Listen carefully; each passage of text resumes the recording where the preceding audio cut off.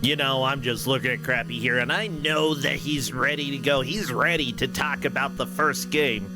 You know, what with his... He doesn't really have a mouth, but I'm pretty sure he can talk. It's really terrifying, actually. You don't want to hear it. Bilby Cutter and Murai, thank you so much for resubscribing. Now let's go ahead and let Crappy go to the game reveal. Crappy, take us away. Space Harrier. Well, that's okay. We don't have Space Harrier for the... I don't even remember what platform that was. The MS700, whatever the sharp text computer was. That was a lot of fun. The MZ700. There we go. Not MS. That's Microsoft. This is Microsoft. Yeah.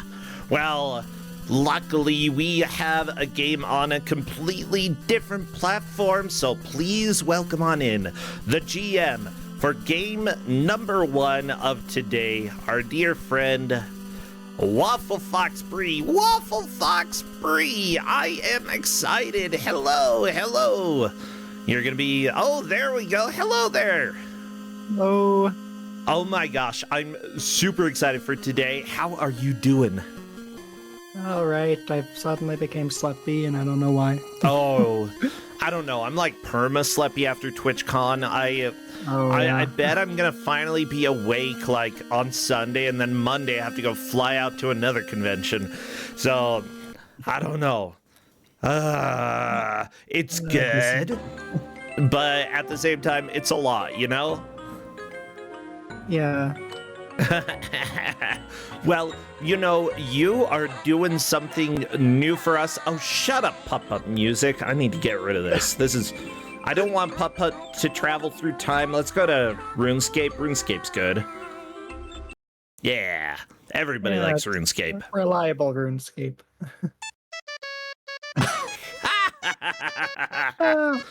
Oh, this music is perfect for the game reveal. Well, Waffle Fox Bree, I believe that this is actually the first game we have given out for the platform that you're giving out.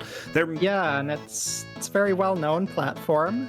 Oh, yeah. Like, yeah, we've never had something for the PlayStation 2. It's true. You know, but this feels so modern to me. What's happening here? Everybody, are we a modern gamer today? Maybe we are. Yeah, maybe. And yeah, this is very modern, late release. This game came out in 2009. Whoa, 2009?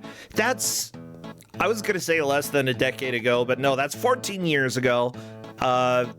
And so that's basically like yesterday, okay? 14 years ago, not very long. I mean, Yeah. Laser Dolphin was made after that, and sure, some of the Steam games we've had have been after that, but whatever. Yeah, this is PS2, everybody. Get ready. What game do we have? So, 2009, this one was released only in India. So we got Chandragupta Warrior Prince for the PlayStation 2. Oh, yeah, I posted a tiny little bit of a hint on Discord, and I didn't think anybody was going to figure it out. Mind you, I don't think I've figured this out quite yet, but I am very excited about this. The players are going to have 1 hour to try to make as much progress as they can. Whoever does gets point number 1 in the best 2 out of 3. As soon as somebody finishes 2 of the games, they take the victory, but they will both be playing all 3 of the matches here. You know, we want everybody to enjoy Kusog7ande to the fullest, you know? Especially me. Well, with that said, what kind of genre are we getting into with this? Like, what is this? Well, it's like it's 3D, but you're walking on like a single like walking plane, which is kind of goes all over the place at sometimes. But like, I don't know, like maybe like a Prince of Persia that's not doing so great. It's like this game has a lot of heart in it, but it has a lot of glitches and problems. Okay. Yeah, I remember you saying that you really enjoy this game, but you see that it has rough spots, and that's what we love in Kusog7ande. We love flawed but fun games, and I'm excited to see what this is all about. Yeah, and yeah, this is... Yeah, we're gonna be having them play it on difficulty. Oh. Oh, you're giving them a challenge, huh? Yeah, but it's not on impossible difficulty, so it's possible. Okay, good. Good. There is, in fact, an impossible difficulty for this game, just in case y'all were wondering. Now, I'm actually going to go ahead and bother NPC because it looks like the bottom of his game is cut off. Oh, yeah, better check with that. It shouldn't be like that. Okay. Because I think you're going to need to see something at the bottom of the screen there. Yeah, that's okay. This is why we do the setup. This is why we talk to the players, you know. Yeah, with that said, how have you been lately? Anything exciting going on these days? I don't know. I guess I put up all my music for free on Bandcamp and finished doing that. Ooh, okay. Otherwise, I don't know. I've just been doing job interviews and trying to find work over here. Oh, sweet. Yeah, anything possible? Like, do you know what kind of work you're looking for? I don't know. Just something I've done before, I guess. It's just a tough market, but yeah. Yeah, that's fair enough. Well, let me go ahead. I'm still working on getting everything captured and looking good, right. So we'll get there, but I think that NPC has gotten it looking about as good as I want it. So let me go ahead and finish capturing this, and then we'll get rolling. Because I don't want to dilly-dally. I want to have whatever this game is, you know? Well, everybody, if you don't know, Kusog7ande is a bad video game tournament. We focus on... Oh my gosh. Wait, Flannelcat, bring it back. I want you to bring it back. It said hi, and it also said, Chiron, don't spoil the game reveal. Chiron, did you spoil stuff? Chiron?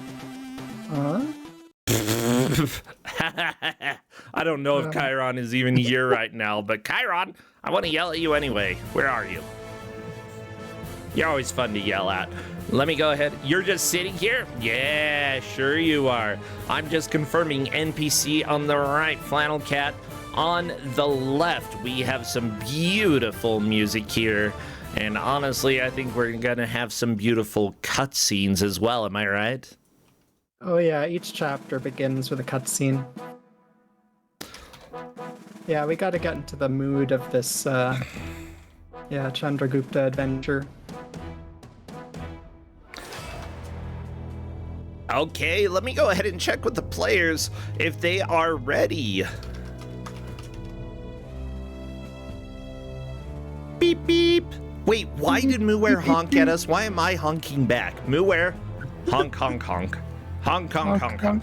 Honk, honk, honk, honk, honk, honk, honk, honk, honk, honk, honk.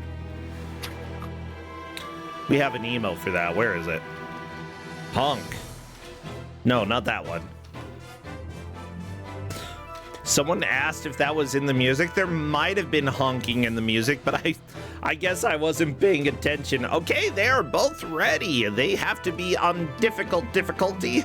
Best of luck to the players. What would be good emotes for chat to spam? Swords, lots of bows and arrows, death, screams. Okay, we are doing the countdown, and I will start our timer after the first cutscene. I may make the audio louder so that we can hear it, Best of luck to the players. Spam, spam, spam your best emotes, okay? Anything screaming is gonna be also, good. Horses, peacocks, and elephants. Ah. On the banks of the great Indus River, a youthful Chandragupta waits impatiently for a signal from his spies. Good. He needs to know the right moment to strike his enemy, Seleucus, the Greek ruler of a vast kingdom to the west of the river. Using the cover of lush green grass, Chandragupta positions his men. This is perfect. Chanakya, his mentor, reminds him about the final preparations and tells him not to be impatient. Settle for nothing short of a resounding victory, he says. Yeah, victory! Yeah, we want that. Oh yeah, when you boot this game up, it gives you the option of either English or Hindi. Ah, As gotcha. a call to the reserve troops whenever he needs them. Oh yeah, you can toot that and your troops help you for like 5 seconds. Okay, as soon as we get movement, I will start our timer and we will get rolling. And hopefully the timer doesn't break like it did last night on Don't Make Us Bored, but I didn't. I think I figured out how to make it not break, and that's to neither update nor not update. Okay. And here we go! What is this scroll through the level? Yeah. So you're just running on like a 2D plane, even though it's 3D, although the enemies can sometimes run in and out of the background as they please. I mean, understandably. Okay, so unfortunately, the game that I thought of first is Ozzy and Drix, which is another bad game that we've had based off of Osmosis Jones that had some, there was depth, but at the same time, you never went into the background. It was just essentially a platformer that looked 3D. Yeah. I think the most annoying one of this game is certain segments are going to have archers in the background that can hit you even from off screen, and you'll have to press a button to and then try to aim a reticle at them to hit them. Aha! Which is a problem if you're fighting guys in the foreground. Yeah! Yeah, that's definitely an issue. Okay, so I can see a little bit of the health at the top left. It's the red bar, but honestly, it's very hard for me to see. Underneath is a resource, a blue resource. What's that? Oh, that, I guess it's purple, but yeah, it's like it allows you to enable some limited time legendary mode, where I think you're invincible and you just flail your sword wildly, and it's pretty much turns into if you just walk into my sword, it's your fault.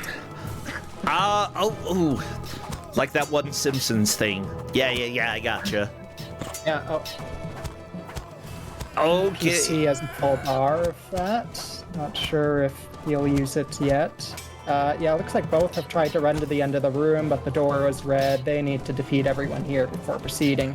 Oh, well, for sure, how can you go deeper into a place with everybody alive? I mean, maybe their spirits are connected to the door and you have to release all the spirits to open the door. Yeah. So each room's a little different. It's some of these you have to defeat everyone before proceeding, and some of them you don't.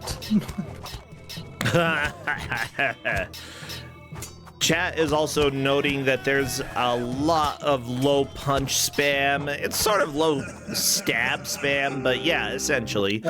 NPC restarting the chapter. NPC died.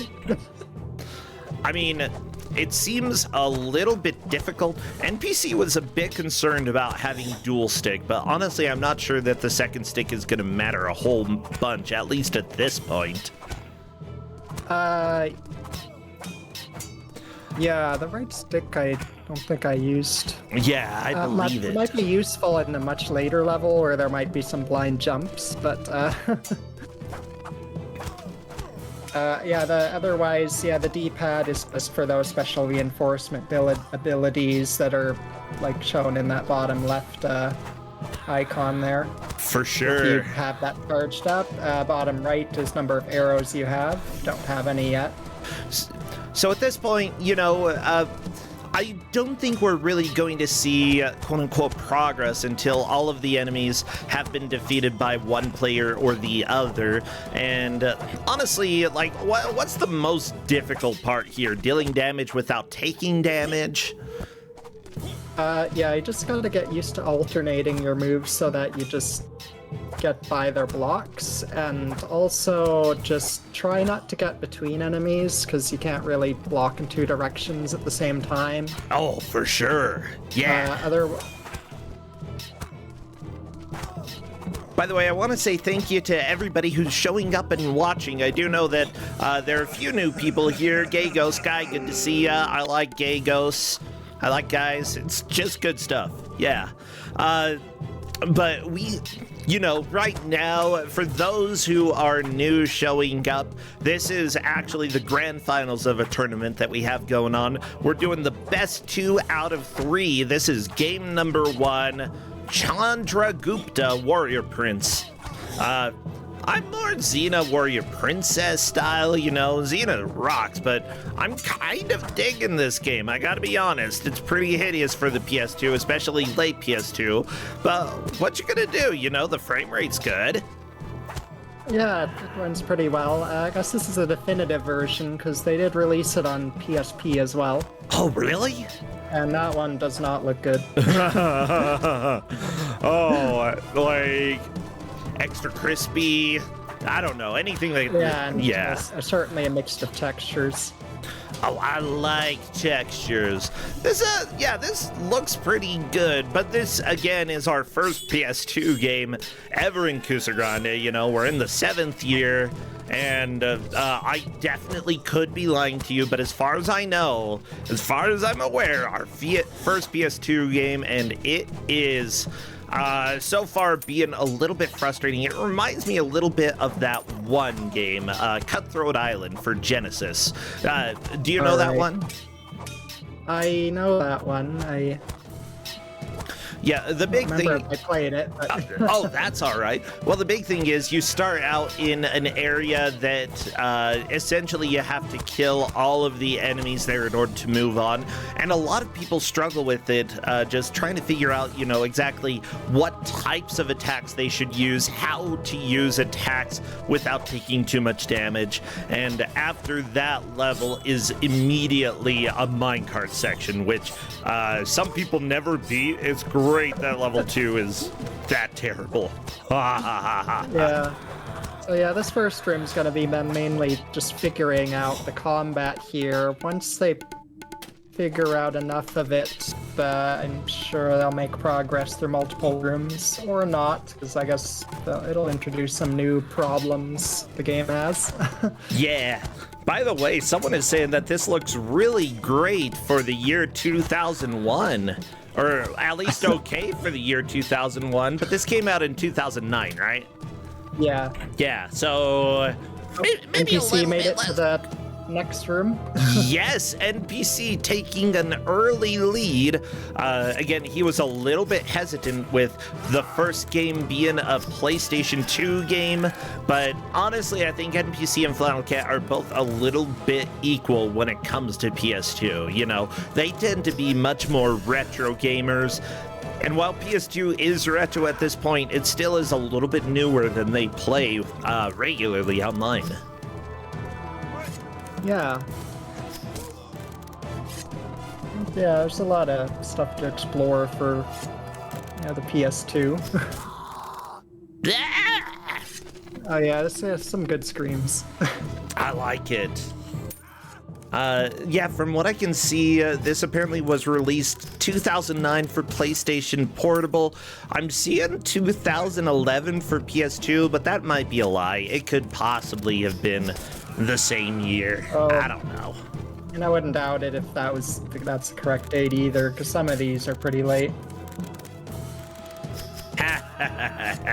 Yeah, especially like in other regions like India, where the PS2 lifespan's still, it was going a lot longer.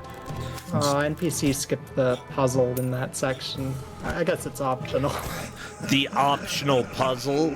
Do you get anything for doing that? Well, you get 500 gold. Oh, that would actually help quite a bit because all of these weapons here are at the base level right now. If you're able to get some upgrades, that would be a huge help. Where's the puzzle, though? It was on the wall. It's like it's a slide puzzle. Oh, I love slide puzzles. It could waste time if they're not good at slide puzzles, but otherwise, yeah, I like that when you. I don't know. We might see if wait to see if we get a prompt if Flannel tries to interact with it. But I love how you could press a button to open the puzzle, and it's asking, "Would you like to unveil a new wisdom?" Yes, I would like to unveil a new wisdom. I love that when you run behind the pillars, they just toggle transparency. They immediately go transparent, and then after you're out from behind them for about a second or so, they go back to being opaque. Yeah, and it doesn't go see-through when the enemy's behind one, and there's going to be a lot more obstructions later on in the game. Yeah, that could definitely be an issue. And some things that don't even go see-through. So NPCs, it's not letting NPC into the next room because more guys are here. Oh, of even course. though they're not close to the door. Oh no, NPC dead, but that is fine. That's how it goes. I mean, welcome to Chandragupta. So, yeah, the big thing is if Flannel Cat is able to... Oh my gosh, look at that movement. Good crouch. Whoa, I have seen that one. Yeah, I'm not exactly sure what to call that movement, but it looked weird. If Flannel Cat is able to find the slide puzzle and decides to do it, she could potentially move into the lead. Again, this is very early on, only 10 minutes into it. NPC does have a bit of a lead, but this is stage 1, and I wouldn't worry too much about who is winning until about half an hour in. That's when, everybody's gonna need to start making pushes here. I don't know if there are puzzles like the slide puzzle, but I'm not unless you can do it fast enough. I'm not sure if it's worth it. Since it really depends because each weapon you get is like 20% more damage, or each upgrade anyway. So it could save time in battles later on. Okay, gotcha. By the way, I'm looking at this company. It's called Immersive Games Limited, and this was their first game. They only made about 6 games or so. They made a game literally called Beat 'em Up. I don't know if it's a beat 'em up. No, it looks like it's a space shooter, possibly. Beat 'em up.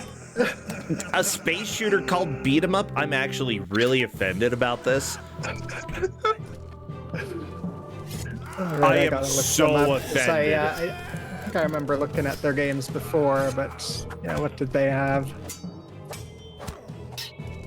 Yeah. They had Beat 'em Up, Fort Commander, King's Gambit. They had a game called Battle Royale for PSP, as well as LA Gridlock. That came out on PS3. I think that I've seen it around, but that is one of the most hideous PS3 games I think I've ever seen. Oh my gosh.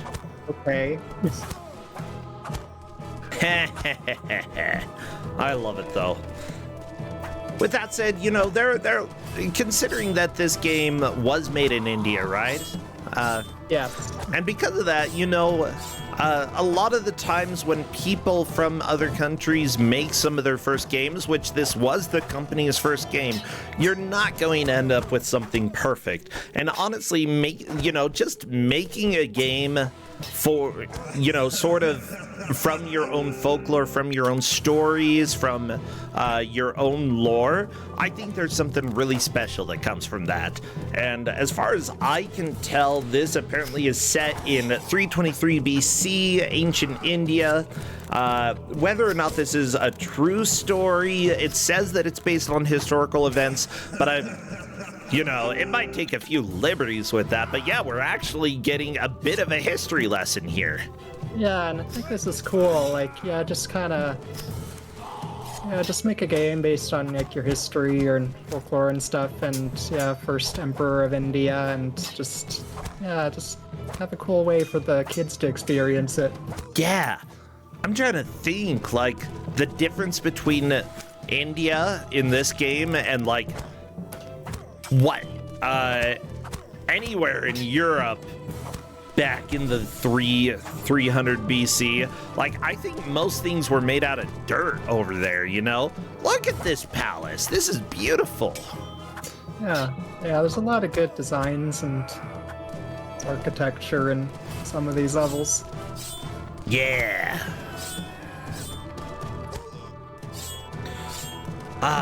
Well, I think that both players are having difficulties in their individual sections. I think, you know, Flannel Cat is getting a little bit better at just blocking a lot.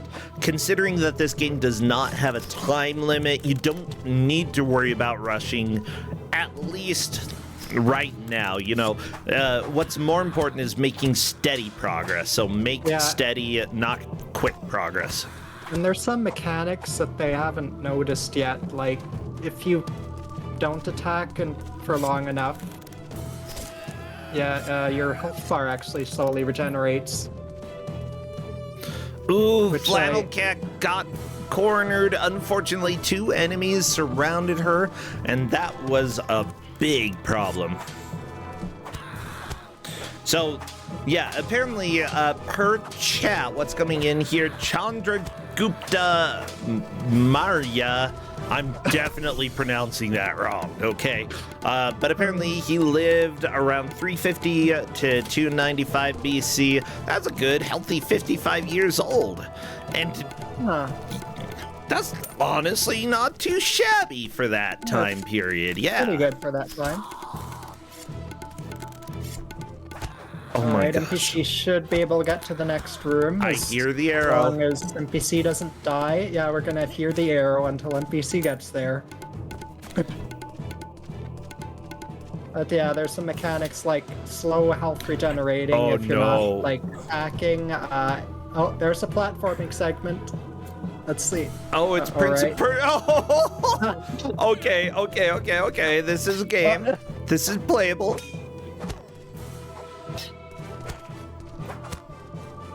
Oh, I'm a little bit concerned, but that's okay. We're gonna get through this. I love that we're this far in and we're still only on level 1, and Flannel Cat is still only on the first screen of the game. No.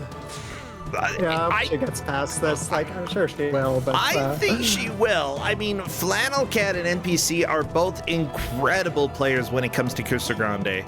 Now, incredible PlayStation 2 players, that's another question, but you know, NPC has won full tournaments. Flannel Cat has, I believe, come in second in tournaments before. Like, both of them are just extremely talented. I mean, they're GMs. They help choose some of the games that we have. Just, you know, not for this match. And yeah, to make it clear, everybody, this is a best of 3, so even if Flannel Cat struggles with this game and doesn't take the victory, she will still have a chance to win the grand finals. My gosh, I'm super excited. Look at all the soldiers. Okay, Flannel Cat luckily is far enough to the left that she is not getting surrounded. Good. Okay, she just has to get past those guys and go to the next room, get a new oh, NPC fell. I mean, welcome to the game, right? NPC is not happy about that type of bull crap. I saw the other day that someone's like, do people still use the phrase bull crap? And apparently some people do. NPC did. Oh. Look at Flannel Cat go. Is she gonna find the puzzle? There it is, and you can enter puzzle. Nope. Yeah, maybe. Maybe. Yeah, maybe not. Uh-oh. Do you want to unveil a new wisdom? There we go. What makes a man great?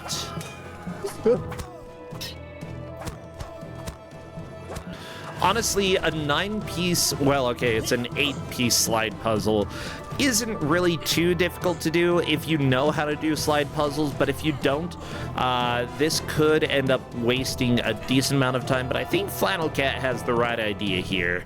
Yeah. It's best to skip this, but if you can do this quickly, it could be worth it. I mean, especially depending on how much money it gives you. Yeah, and, well, you get 500 gold. I guess the weapons are more, but, like...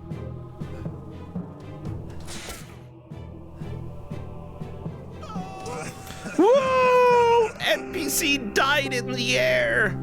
Flannel Cat left the puzzle. She's like, nah, I'm done. We're done with that puzzle. No, you could go, Flannel Cat. I think she knows that she wouldn't be able to backtrack, though. Not only that, but you can actually get another look here before it gets shuffled around, so that, you know, you can potentially know a little bit more how the puzzle should be created. What she needs to do is get... Okay, this is starting to look good. She's got 2 of the pieces in a fairly good location, the top right 2. If they slide to the left, then that is going to be correct. Okay, no, I see how you're doing it, Flannel Cat. I love hearing NPC die. It's pretty great. Okay. Yeah. Hey everybody, welcome to Kusog7ande, where you should probably be practicing your slide puzzle skills. Always gonna be helpful, always helpful when it comes to bad video game tournaments, knowing your slide puzzles. Try again soon. Well, that's very helpful, video game. Oh, I don't know if I was silent. I think I accidentally turned my mic off for a bit there. I think you were. Oh no. Okay, I'll try not to tap or touch it. Side out a while then. That's okay, you're here now. Yay! So I'm trying to think. NPC is over to this platforming section. It's probably going to be best for Flannel Cat to just give up on the slide puzzle, I think. Yeah, you just have to kill everyone in the room, even though they're not on the path. Just use your arrows and... Does she know how to use arrows? Oh, there we go. Yeah, if she forgot, I have it on the second page of the doc, like a screenshot of, like, controls. There was indeed a list of controls. All you have to do is kill all the enemies in the room. You know, take a cue from... Oh, there we go. Okay, Flannel Cat pulling the arrows out. This is good. I love her movement strat, though. It's so good. Oh, if you duck, they can't hit you. You know, just that's what you learn about archery, you know. Best way to not get hit is to duck. Oh, geez. Okay. Yeah, you don't duck, they shoot you in the face. Actually, hiding behind something is, in real life, probably the best idea. Ducking without cover, it'll make your target a little bit smaller, but you're probably still gonna die. Yeah. By the way, thank you, Blastinus, for resubscribing. Glad to have you here. I hope you're really enjoying this Prince of Persia-like. Oh my gosh, NPC, can you get these jumps? There are arrows shooting out of these boxes? Oh no. Yes. They take about like a third or half of your health each. What is this? This is hideous. Yeah. The camera just moving. Actually, every moment in this game, even if you're standing still, the camera's doing some sort of wobble. Okay, there we go. NPC getting a really high jump right there. There. Ooh, NPC might be through that platform. Oh, there we go. Okay. luckily moving like a magnet to grab that pole and keep going up. Flannel Cat, meanwhile, making pretty quick work of this room. NPC was stuck in it for a while. I think Flannel Cat is learning pretty well how to get through this game and how to speed along fairly well. Yeah, the important thing isn't necessarily going fast at first. You know, the first half hour, from what I've heard a lot of people say, is sort of the learning phase. You know, here you are, you're learning more or less how the game works. The second half hour is very much the push. However, that also depends on the game. You know, sometimes you're going to want to push hard early on, especially when it's a game that's much more like kid-friendly, something that doesn't have incredible difficulty. But this game is very difficult, so they have to learn how to play it correctly. I mean, you gave them difficulty, right? Yeah, it's a difficult difficulty. Oh, NPC, use the look around properly. Just gotta scoot down carefully. Ooh, very nice. I was concerned that might be a fall death, but nope. Oh, we got the blue carpet room. Look at this. So, yes. So we got the final challenge of the first chapter here. This room. Well, NPC on the final room of Chapter 1. Flannel Cat still probably less than halfway through Chapter 1 is what I would say. Unfortunately, she got surrounded and has a very high possibility of dying here. Maybe. Yeah, you don't want to have that happen. I mean, if the enemies manage to hit her, you know. She's just chilling here, regenerating health, you know. Just like you do. Aha! This is ridiculous, okay? With the number of times that NPC has died to enemies, Flannel Cat just managing to cheese them to actually regenerate health while surrounded by enemies. I'm a little bit shocked that she found a strategy that worked, and it worked good. Oh, yeah. Oh, this music. I'm excited to see what other music comes up, you know? Yeah, there's only like 3 tracks in this game and 1 loop of spooky cave ambient sounds.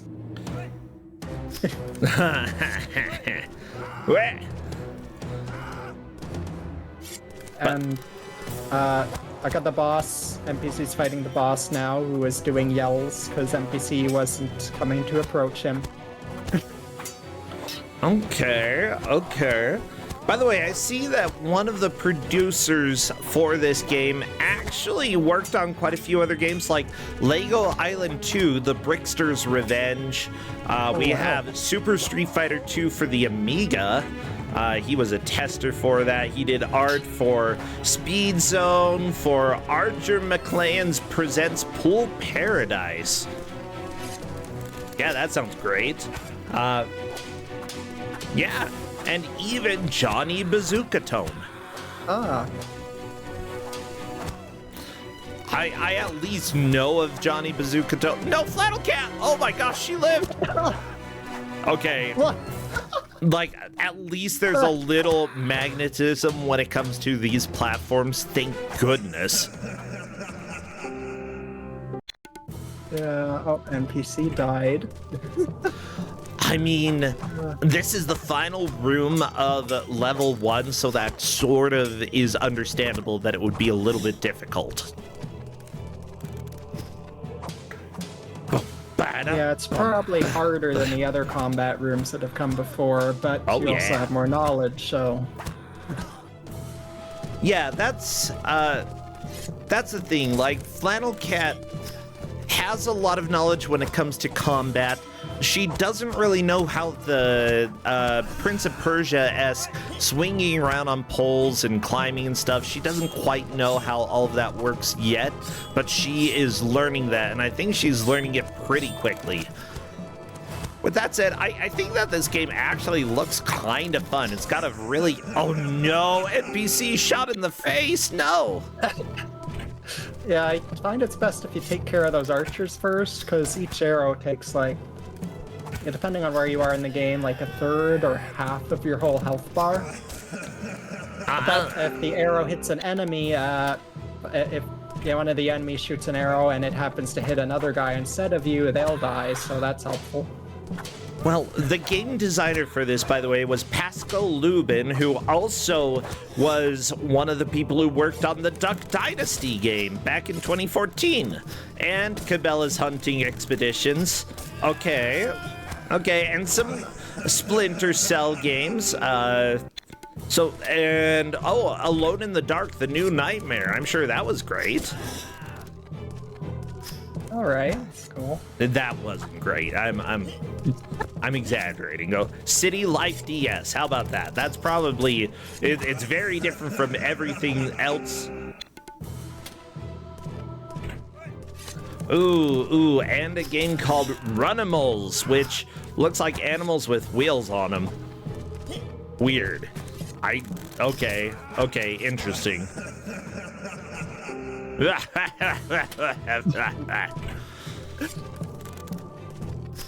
The music is so, or the laughing, the sound effects are so good. I love it. Yeah, it's good. So if Flannel Cat, if she gets past this big outdoor room or wherever this room is, I guess she'll be in the same room as NPC. Okay. Gotta get used to however this platforming works with the swinging and other things.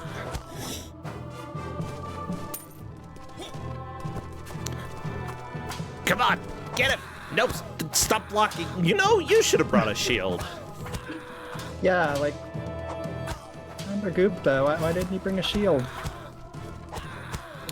Even if you didn't, you could just borrow one. Like, I mean, you don't need them anymore once you kill them. At that point, it's not borrowing. Like, I gotta be honest.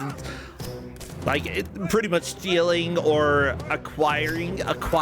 You can acquire a shield. Come on. Yeah. Yeah, stab his foot. Come on. Yeah, go for the ankles. Selkicus. Stab his ankle. Make it bleed. That's one thing I haven't seen either player notice, that so circle is to block. With most regular enemies, if you climb your block right when they attack, it stuns them, and then you can like hit them a few times. Okay. Some advanced enemies it doesn't work on, but the simpler ones it does. Okay, that's good to know. I've seen a couple stuns, but I don't think it was from blocking. Yeah. Alright.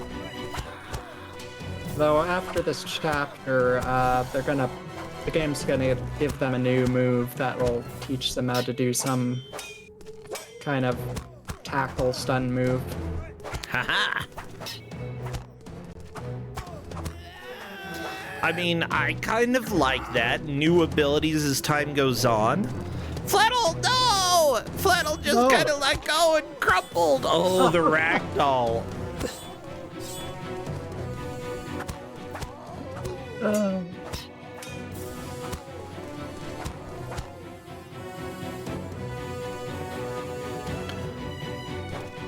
yeah, as the game goes on, I find these the checkpoints get fewer and far between as some rooms get pretty big.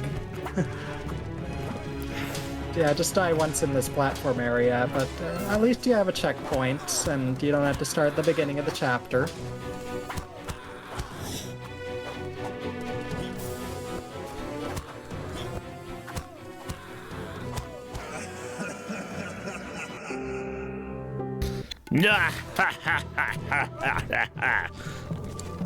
So, everybody, we are half an hour into this again, the grand finals. We have a full 3 games that the players are going to be playing. You know, this is game 1 out of 3, and obviously at this point, NPC is doing a little bit better.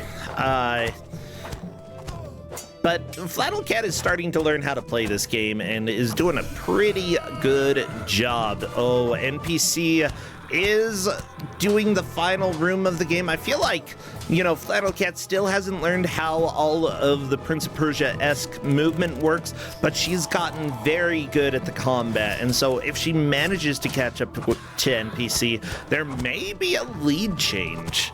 You never really know. Oh no, Flannel Cat got shot. Bleh. Oh no.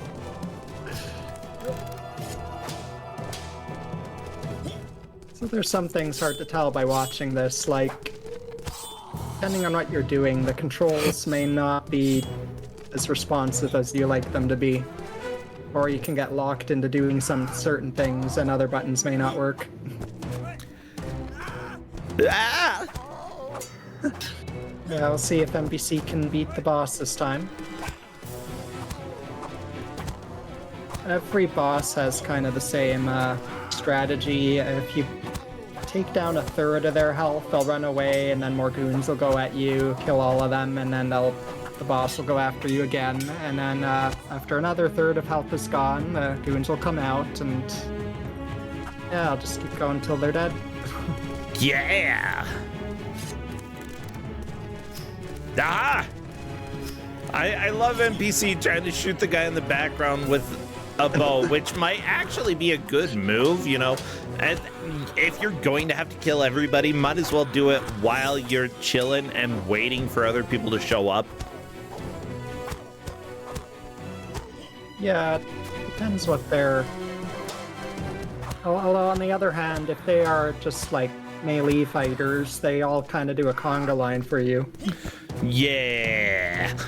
So they'll get their turn. Blastinus has a question, by the way. Is there a limitation on your ability to do that weird waggly sword attack? And let me just say, I don't know what attack you're talking about. Oh, that's the legend mode attack. That's when you can use it when your purple bar is all the way up, and your purple bar goes up as you defeat more guys. Okay, so there is a limit. Yeah. Okay, gotcha. And it's best to use it in tough spots, because if you die, I think that bar goes empty. Aha. Flannel Cat just trying to wait for this arrow before moving up. Definitely a good idea, although that may have been too long. She needs to wait for another shot, and then bam, getting up. Just a couple more of these, and you're done, Flannel Cat. You might want to do this jump really fast. Oh, no! Flannel Cat, no! Oh, no! No! Okay, NPC, can you beat Selkikis? So close. Oh, Selkikis goes down. I think that is it. It is cutscene time, almost. That is it. Gonna get gold. You don't get gold till the end of the level. Okay, NPC can still afford one upgrade if he goes for one. I guess he didn't. Yeah, can you buy any time during the level? I think every time you die, it does have an option in the menu, so you could access that later. Was a maid who worked All right, at the I'm gonna palace. listen. Legends say Chandragupta's father was a prince who disowned his son under pressure from the cruel king. The young boy is taken away from the palace and given to a poor couple who lived in a little village far away from Magad. They love him and raise him in their heart as their own son. The young Chandragupta grows up as a confident boy who always stands up for what is right. One day, he sees thugs threatening and robbing a merchant in the village. Even as a boy, Chandragupta has a sense of right and wrong. Good. He comes to the merchant's rescue by distracting the thugs. He then fools them by hiding in the jungle and prepares to fight back against the gang and its leader who terrorize the village. Okay, so fun story. Flannel Cat actually asked a question that was related to gameplay, and usually we don't answer too much. We're a little bit more lenient on stuff when it comes to the GM bracket, and we responded. But I decided to let NPC know, hey, if you would like, feel free to ask a question, and we will answer that for you in order to balance things out. And NPC said, Can I play Aladdin instead? And I said no. All right, so NPCs on chapter 2. I like when we're playing in this child segment, I like to call him Child Ragupta. Child Ragupta. Aw, that's a cute name. Okay. Yeah. So even though you have a different weapon now, I think the weapon buffs, if you did upgrade your weapon, you still keep, because you also do get to keep like whatever new combo it taught you before the chapter. Even though it shows you as adult Chandragupta. Yeah. Yeah, chat is making a very good point that Ocarina of Time, which came out many years before this, definitely stole from Chandragupta. Well, then again, Chandragupta lived millennia before Ocarina of Time, you know? Yeah. So, I don't know. I think that Ocarina of Time just kind of, you know, stole from humanity. That's all. Okay, Flannel Cat, are you going to be able to get through? Come on, No, the rock hit your crotch. Why? Uh-oh. Okay. Oh, no. No more rocks on your crotch, please. What? Oh, that death scream. Can you imagine being a child and just whacking somebody with a stick? I think I would go back home. Like, I'm done. Yeah. Okay, NPC doing some good attacks, and I think that NPC has very much learned, you know, alternating the types of attacks that you use is one of the best ways, because they tend to block high and then block low. Yeah, like I find usually doing like the low light it. Oh no. That scared me. Oh no, it's back, no!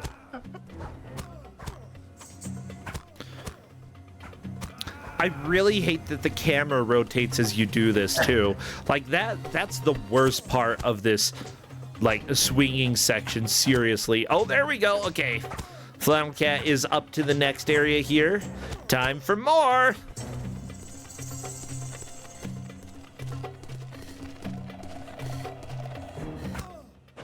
No, the arrow hit your foot, Flannel Cat. That's okay. You still have enough health. Or not. That's fine.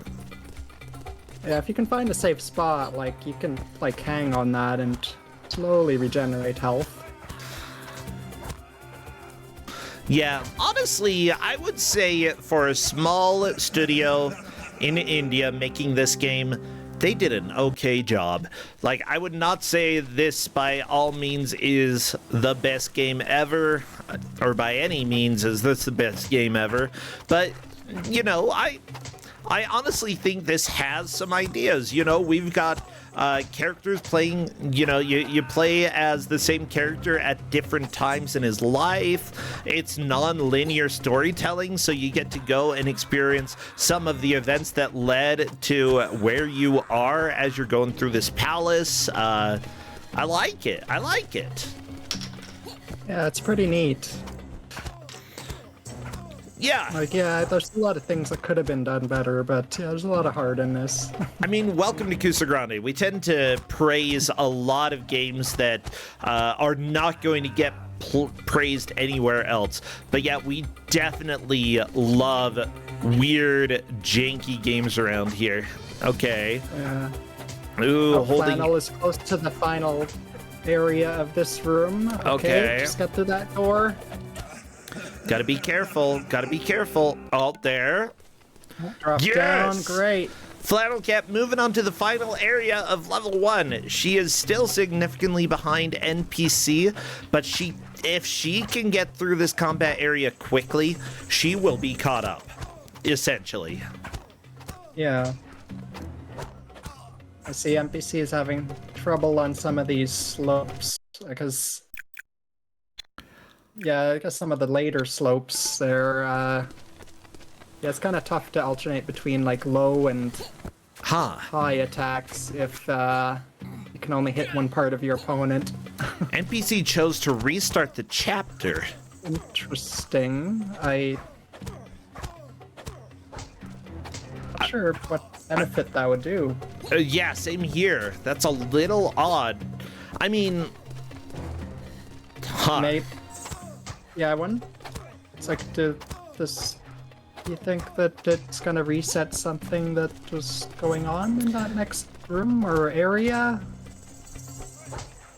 Possibly. Honestly, I have no clue. I don't think I can think of that would do that.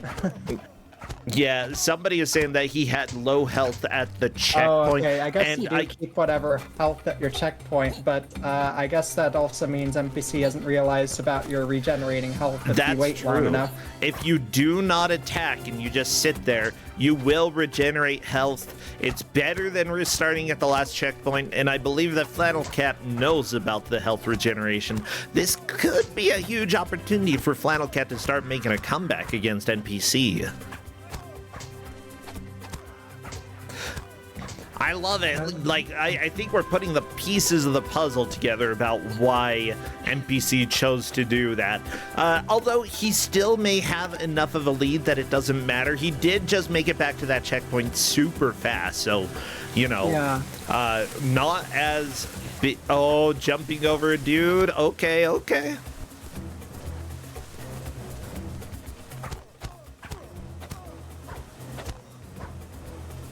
I love the ragdolling in this game. It's so good. Yeah, it's so good. And they just sink to the ground. It's very convenient. Blah.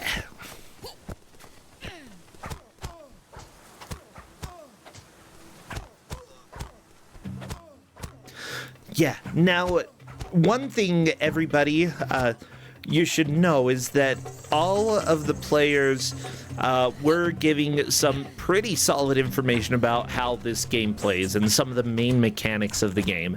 At the same time, even when it comes to a blind race, it very much is something that can be difficult to remember, or, you know, simply put, you don't always have a lot of time to review all of the information beforehand. So it's very possible, Bree, that you told them about regenerating health and that they didn't notice. I'm taking a look, though, and it doesn't look like you did. From what I remember, I don't think it... Yeah, I didn't. I don't think it's mentioned on... even in the game. I think you just notice it if you notice it. Yeah, look at NPC's health, by the way. Completely filled. And that's kind of why I chose this difficulty, so I could just make it as difficult as possible with that, but still have it playable. Like, we're not on impossible difficulty. Because impossible, I think some segments actually do seem kind of impossible later on, because you could just get one-shotted by, I don't know, a random archer in the background while you're sunlocked by something else. Oh, I love that. Or maybe the archer that hits you isn't even on the screen. That's amazing. Yeah, I opted for this. So yeah, it's difficult, still die, a lot of deaths, but it's in a way that you can mitigate it. Okay, Flannel Cat has had a couple deaths in the blue carpet room, but I think that if she beats this room by the 50-minute mark, or at least the 52, 53-minute mark, she still has a chance to move into the lead. It's just going to be very difficult. She'll have to really try to plow through this child section that NPC's doing. Oh, yeah. Okay, I think NPC may have to back up and do all of the swings, although he's going the bottom route just to see, can I go this way? There is an upper route in this level. Maybe there could be. Okay, well, honestly, if you don't have to do all the swinging, that is fine by me. That's nice, splitting paths, branching paths, it's great. Yeah, I think Chapter 4 might have some branching paths. And they're not nice. Uh-oh. But I don't know if they'll get that far. Oh, NPC! I think NPC was fine just taking that death in order to get the health refill. Which is faster than waiting if you're right at the beginning of an area.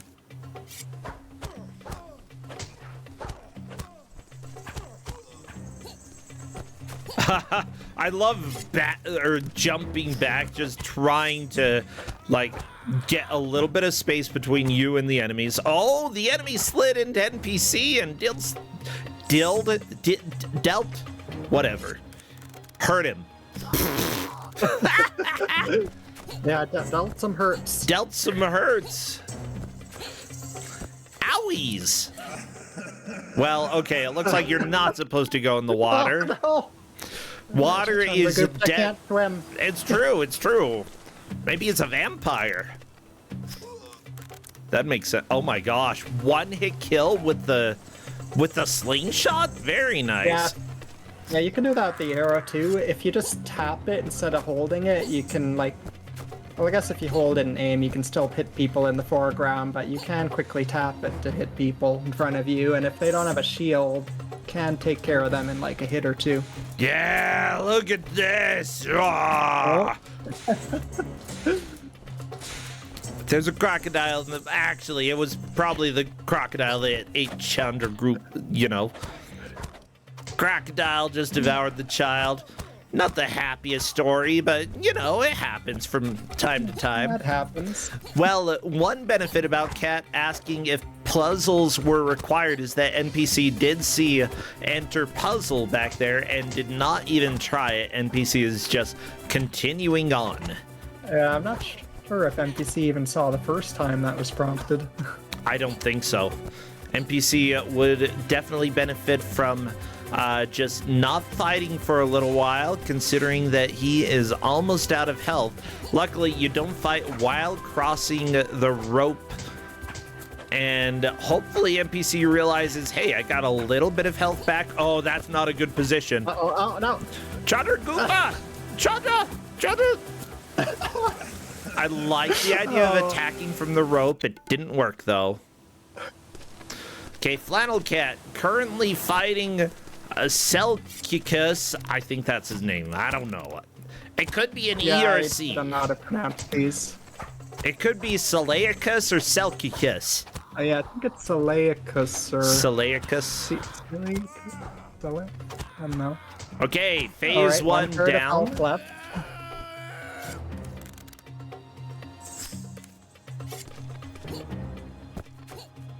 Okay, Flannel Cat, you really need to do it this time. If you don't, I do not think there's any chance to catch up.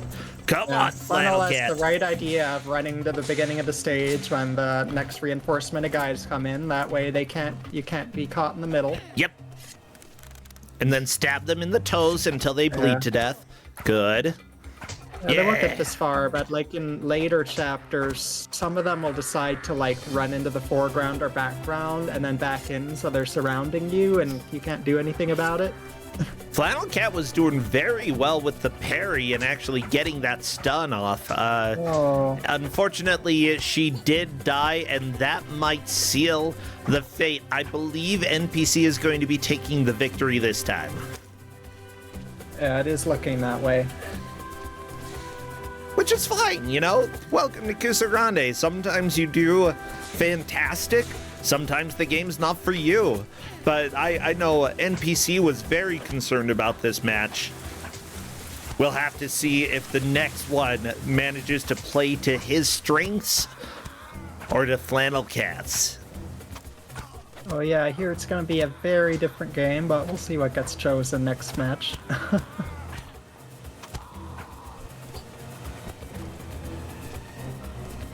Done.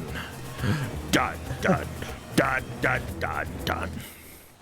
Done. Done. Time to loop the song. No.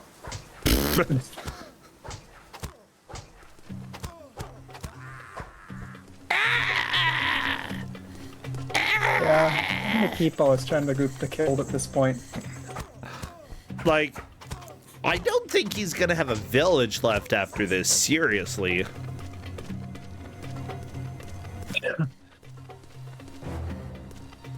Chandragupta, what did you do? Why'd you kill everybody? Hard to say, you know? Hard to say. These sound effects are so good. Okay, I love it.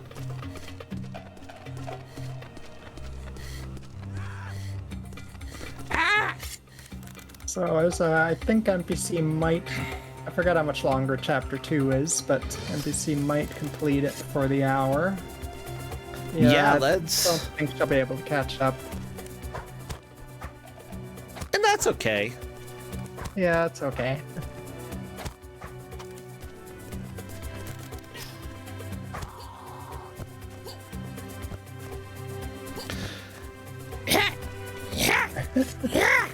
My name's Chandragupa! Oh no. Oh no! Who even laughs when you die? Because even when nobody is near you, you hear the laugh. Like, this person's around to like laugh at adult Chandragupta, and even in the past, like as like Chandragupta, who's laughing? Oh, chat says it's Bowser. That makes sense. I mean, that's what happens Bowser. in Mario 64. Bowser laughs from a distance. Probably Bowser. Yeah.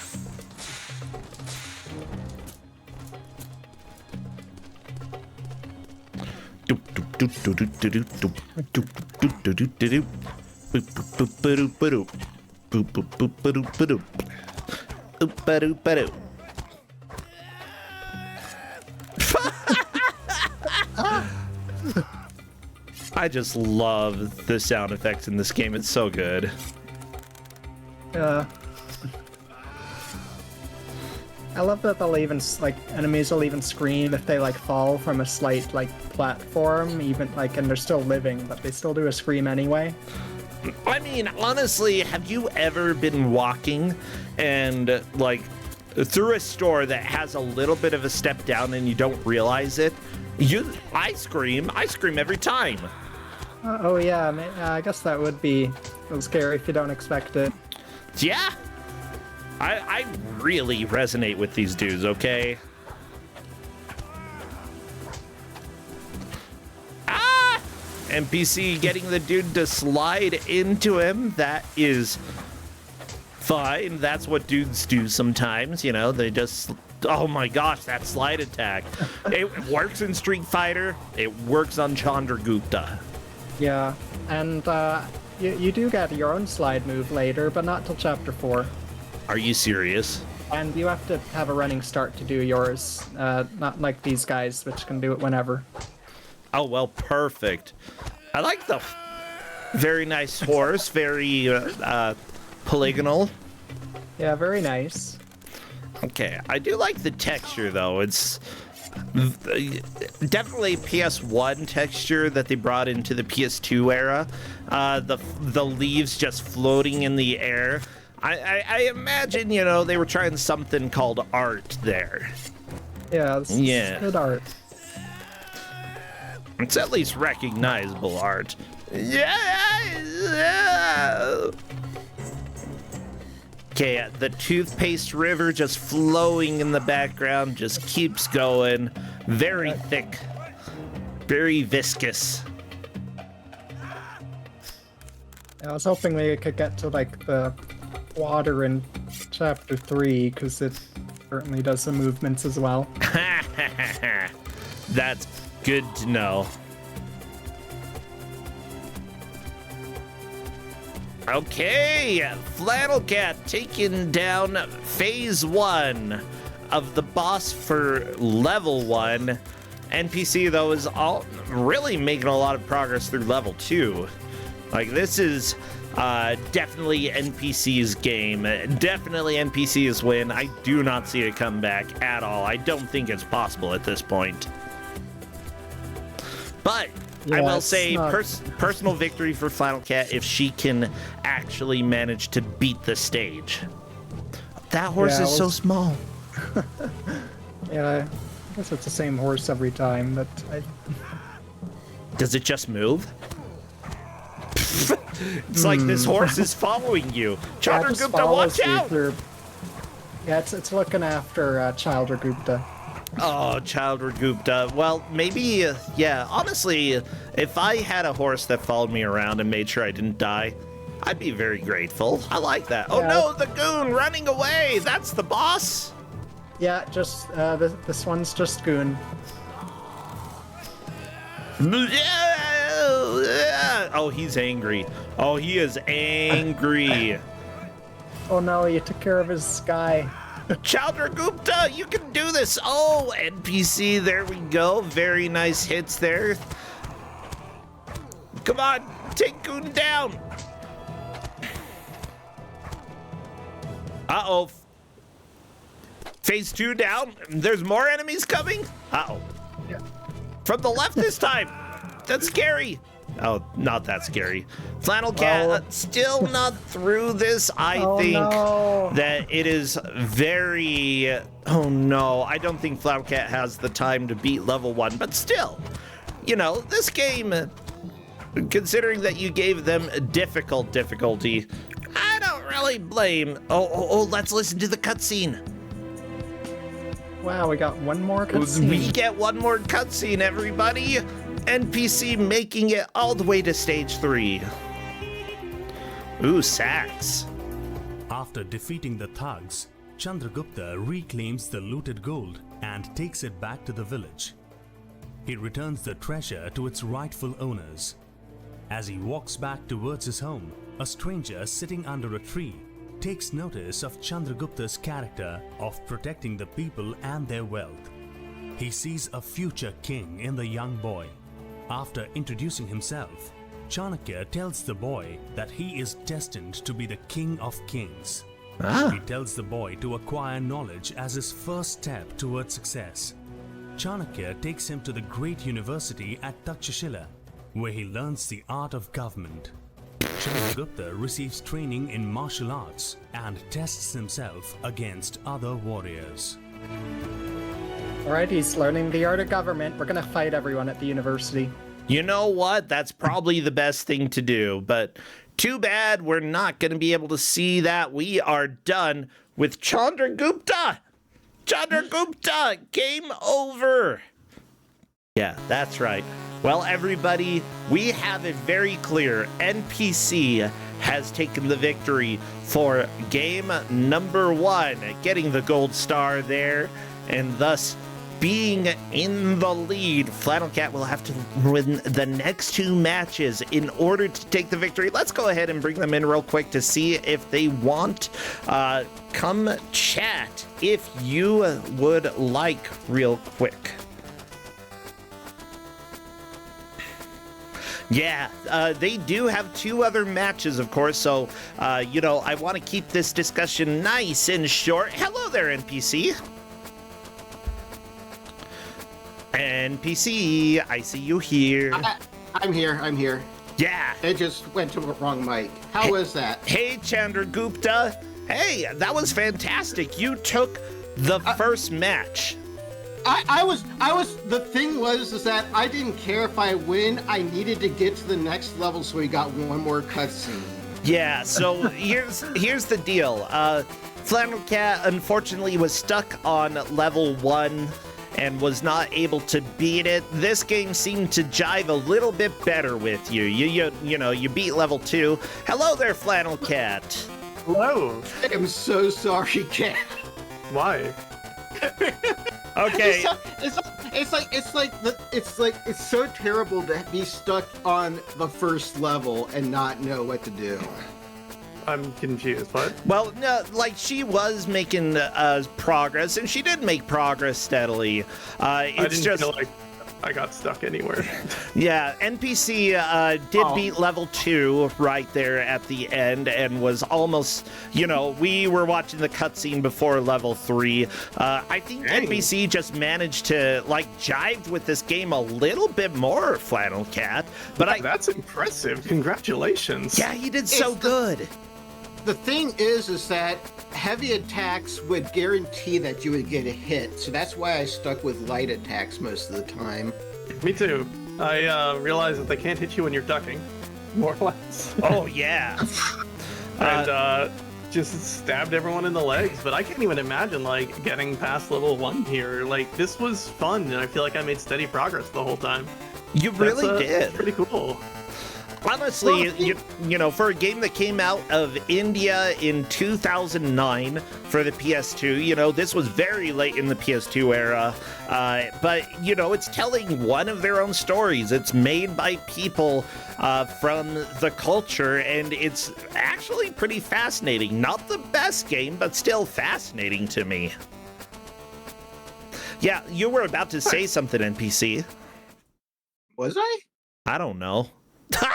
Well, the thing that kind of the thing that was hard to do that kind of really shifted the gameplay is being able to properly use the bow and arrow.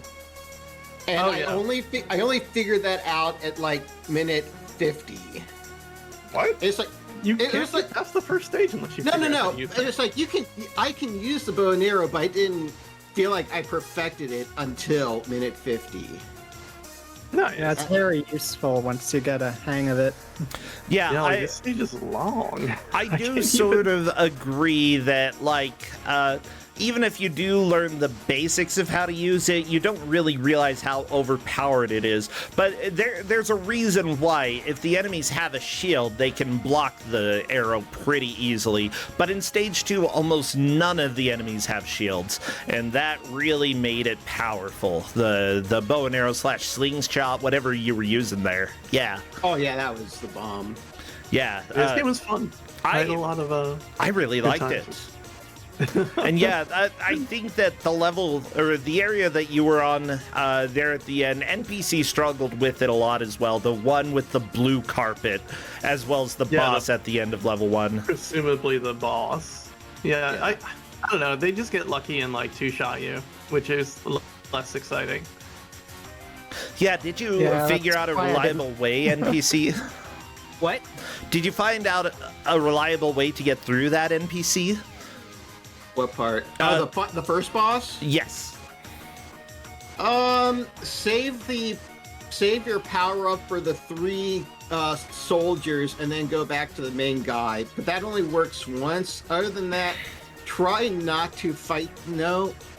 Yeah, it's so hard. You don't want to fight them on the ground because they'll turn around and go behind you. Oh, yeah. But if you fight them up top, they're all kind of grouped, and the moment you kill one, the second or third one's gonna whack you. Yeah. Yeah, I mean, like, I never let myself get surrounded. I guess I just never, like, what power up? Is that the legend mode thing that I didn't notice was old, so I just never used it? Yeah, that sucker was powerful. It one-shot enemies. Nice. I got to the spinny blade mode at one point, and then I sat there spinning the blade and not attacking, and I'm like, well, this seems bad. Whee! All right. But I can't set up and talk at the same time. I'm sorry. We'll go ahead and let both of you go. Go ahead and set up. That's okay. I just wanted to talk for a hot minute there. Waffle Foxbury, thank you for giving this game out. And we'll go ahead and set up for game number 2. It was memorable. I liked it. I liked it too. Well, Bill Bull, thank you for the raid. We're going to let Flannel Cat go. We're going to let Waffle Foxbury take off. Right. Take care, and we will do the setup here. So, Bill Bull, thank you, Raiders, for coming in. What we are doing right now, we just had NPC take game number 1 for the grand finals, but we are doing the best 2 out of 3. We still have another 2 games coming up, and they said they will be playing all of them, so we still have a lot of high stakes here. We just had the game called... what was the game called? Chandragupta, that one. Warrior Prince for PS2, a game that was only released in India. It was actually pretty charming, and NPC managed to make it all the way to Stage 3. Flannel Cat made it to the end of Stage 1. Honestly, I think Stage 2 was a little bit easier once you knew the controls and how to get through Stage 1. Definitely a little bit of an easier walk. With that said, you know, who knows how they are going to do with the next game. Let me go ahead and see if we are ready for reveal or not. So I'm going to go ahead.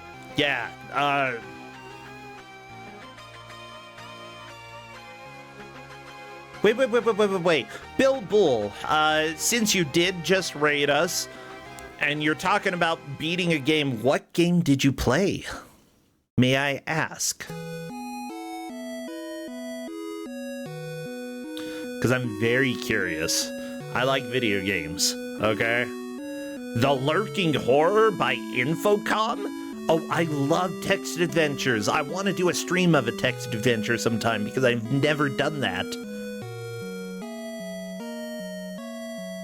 Okay, I think that we actually do have the second game decided. So give me 1 minute. I will get everything updated here.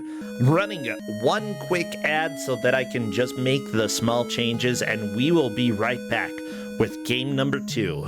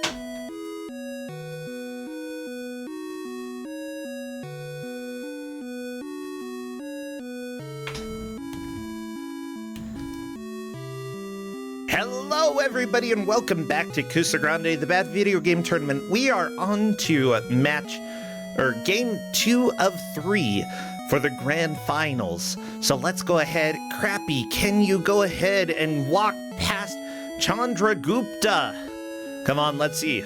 I think yeah, look, he's scary. He's got a sword.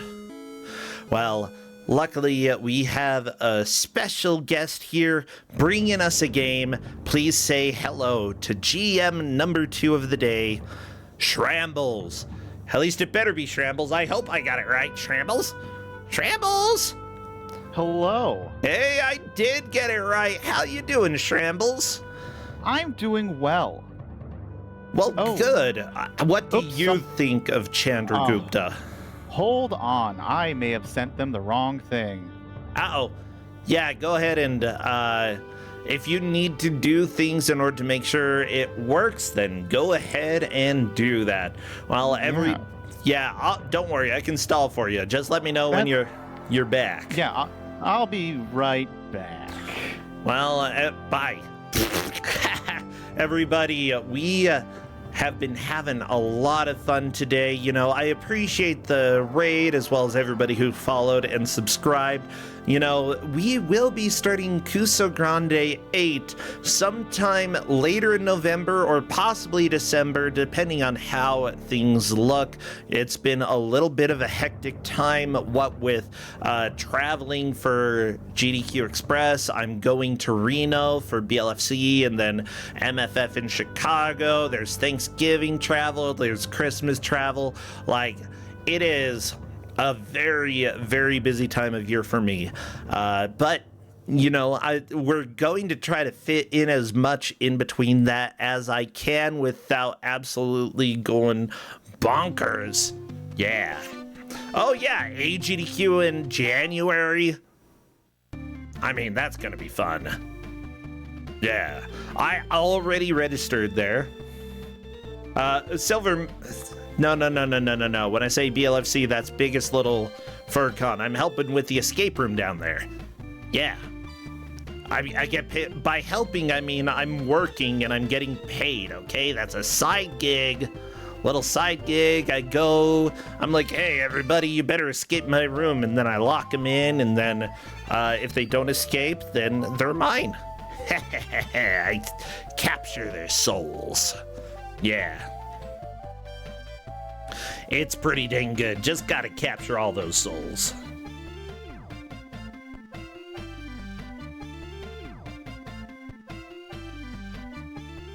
Mecha Link, you're saying it's like Kusog7ande? Sure, it's like Kusog7ande. Yeah, I really... hello, Shrambles. All right, well, we're back. There was just a little weird thing with the link, but should be all good now. Okay.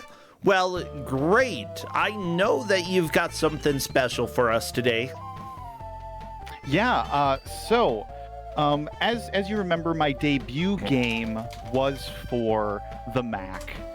And I thought I would bring back one more Mac game for these GMs just for fun. And the funny thing about this game is I had a Macintosh growing up, and I actually had this game. So rediscovering it brought back a wave of memories because I was young. I didn't understand how to do this game. I was a dumb little child who didn't really understand mathematical concepts, nor this specific sport. For your consideration today, and a little bit more of a callback to Don't Make Us Bored yesterday. We had some sports in that show, so I wanted to join in on the fun. So today I have the Geometric Golfer for Mac. The Geometric Golfer? Well, I don't know what that means, but the players do. They have 1 hour to try to make as much progress as they can through the Geometric Golfer. Whoever does, of course, takes the victory and gets a point. 2 points will win them the grand finals, and NPC already has one. He has the benefit of already making this much progress, but Flannel Cat is tenacious, okay? She's fearsome, and she's done a lot of good when it comes to playing in Kusog7ande, and honestly, I think both of them are forces to be reckoned with, and I reckon we're gonna find out, Yeah, they both have golf experience, and I hope they have some mathematical experience, since the game is going to, really test them on how good they are at mathing a shape into another shape. Gotcha. This would definitely be a game for me, and let me explain why. I got a minor in mathematics, okay? And from what I'm seeing, just looking at this is my jam. I'm very interested in what's gonna happen here. Is it gonna be good? I don't know. I mean, it'll be edutainment is the correct answer. I like edutainment. This game is trying to teach specific mathematical skills, and quite honestly, it does sort of an okay job at it. But in the concept of a child trying to play this, and this isn't a game that's entertaining for young Shrambles. Where's the punching? Where's the jumping? You don't need to punch to have a game, okay? All you have to do is have a nerd. Oh, no. Okay, I'm seeing NPC is kind of testing things out. However, there's an issue. It looks like Flannel Cat may have played this when she was young. I gave the image. I asked if they'd played it. Yeah, but Well, we'll see. If not, we'll just switch to the other game I have.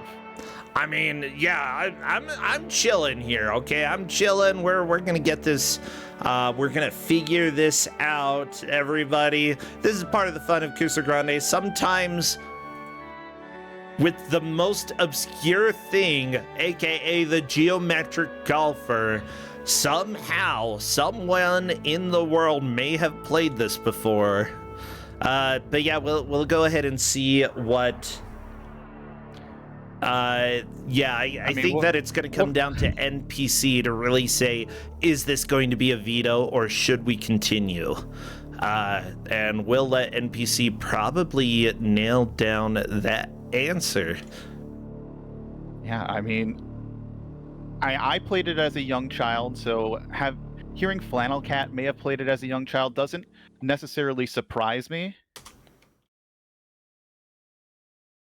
Yeah, and honestly, like, I'm not sure that's going to be an advantage. I gotta be honest.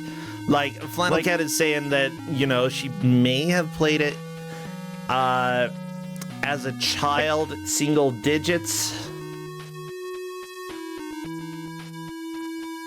Yeah, I mean, like, it brought back memories to me, but, like, it felt like I was playing it for the first time, even knowing what this game was as playing it as a child. I love it. Well, speaking of NPC, we've got music playing that is actually from a game that NPC speedruns, Tombs and Treasures.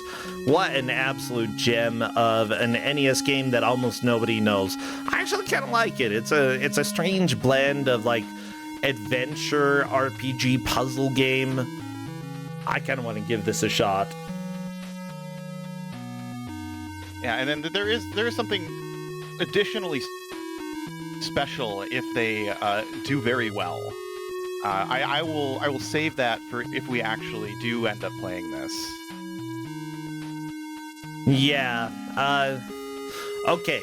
So right now, yeah, I think that you got to do some work over there in Discord to make sure that, you know, we get figured out what we're doing. Go, work, Shrambles. I'll go ahead and stall. Everybody, I'm stalling. The geometric golfer. Da da da da da da da da da da. Okay, when I say I'm stalling, I'm not that stalling, chat. What are you talking about? No. Yeah, there we go. We've got dancing in chat. Yeah, so it looks like they are working on getting all of it figured out. Okay. Heck yeah, keep dancing, everybody. This is what I love to see. Keep that dancing going on.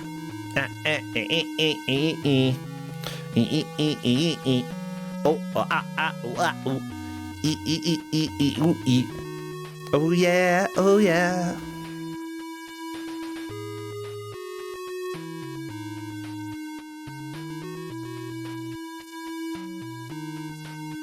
Aha! So it looks like NPC has said that yes, we're going with this.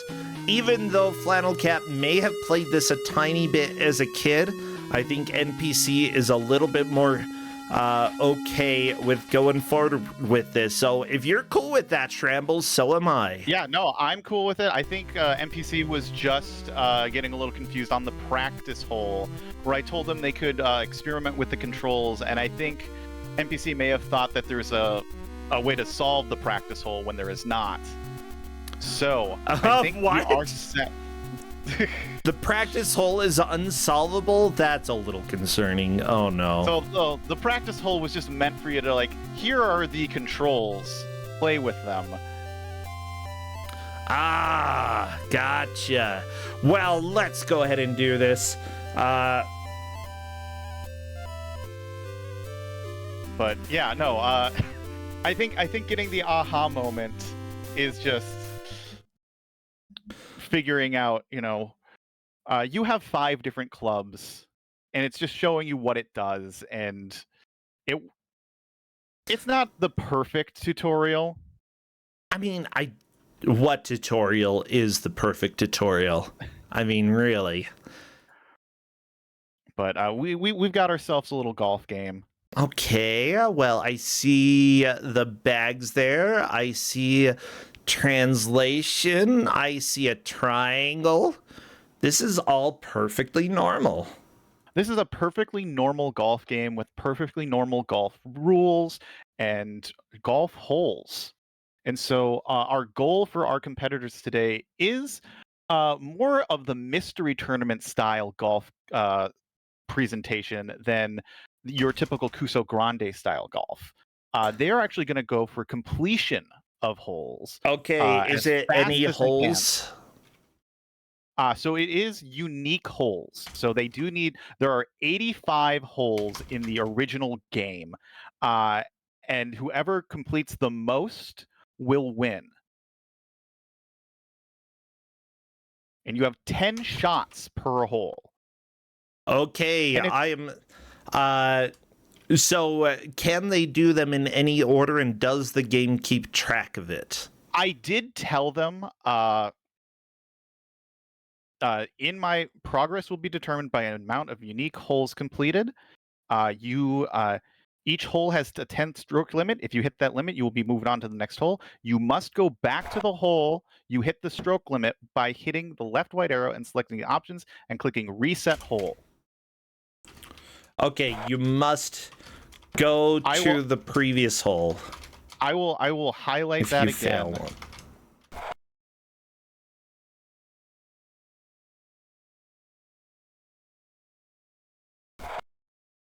Okay, so Flannel Cat is saying beat the hole in 10 strokes with made up math magic, or replay the hole. Okay. Interesting sound effects in the game so far. Okay.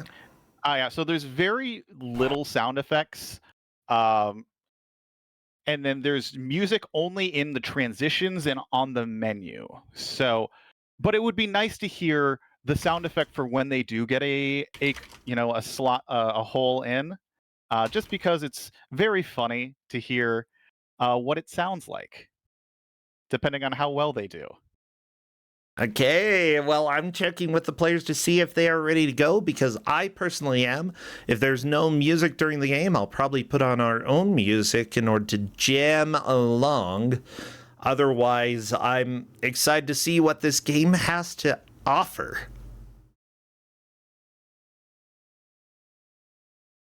And by the way, Newton... It's a game. Newton did do calculus, although this is more looking like trigonometry, I gotta be honest. Oh, NPC is going to be putting some music on for us. Well, that's kind of NPC to do that.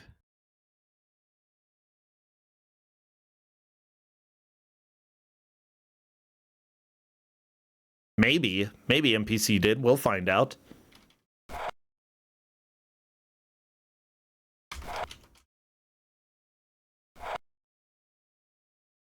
Okay, I'm just checking. I want to make sure that, like...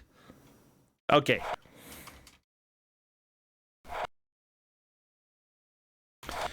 Well, it is that time. We are going to be doing the countdown. So what should chat spam when it comes to emotes? So any golf emotes you have, so golf balls, shapes, trees, also disappointed faces.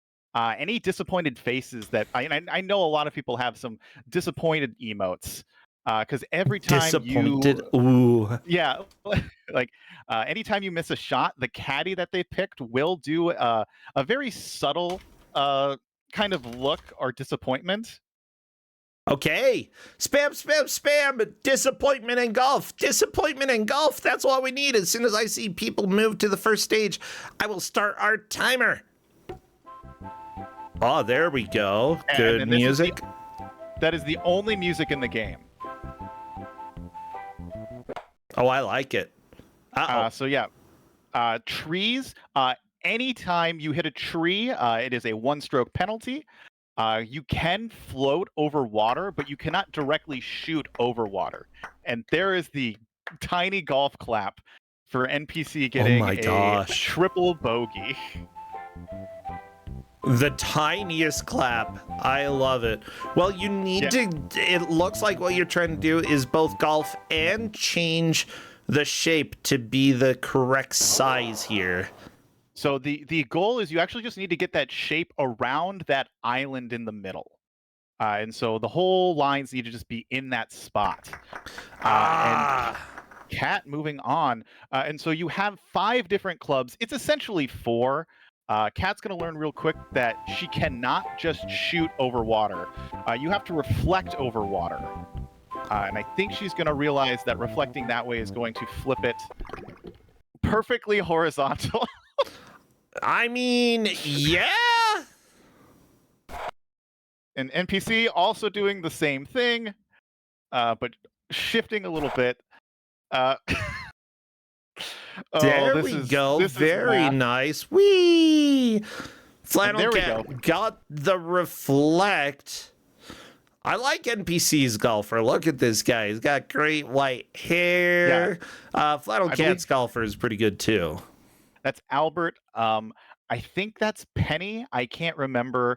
But Flannel Cat getting a little bit of a lead. NPC is trying really hard to just line this up and not realizing how to actually reflect. So getting back to like the amount of clubs, there are 5, but essentially 4. One of them is the transpose, where you just literally just draw a line, reflect, and well, Cat's gonna realize you cannot reflect over trees. Oh, really? Uh-oh. No. The other one is transmute, so you can make it bigger or smaller, so just changing the scale. And the last 2 are just rotation, so you can rotate counterclockwise or clockwise. Okay. I kind of like the idea of this game. This is fun. Uh-oh. Oh, yeah. It is in the instructions on where to do the reset. So, yep. NPC is resetting his hole and now is back. And Flannel Cat, yeah, really making quick work of this these first 9 holes. NPC gotta do. Really. There we go. That will work if you do it right. But yeah, you need to have the majority of the shape still on land. Uh-oh. Oh no, NPC.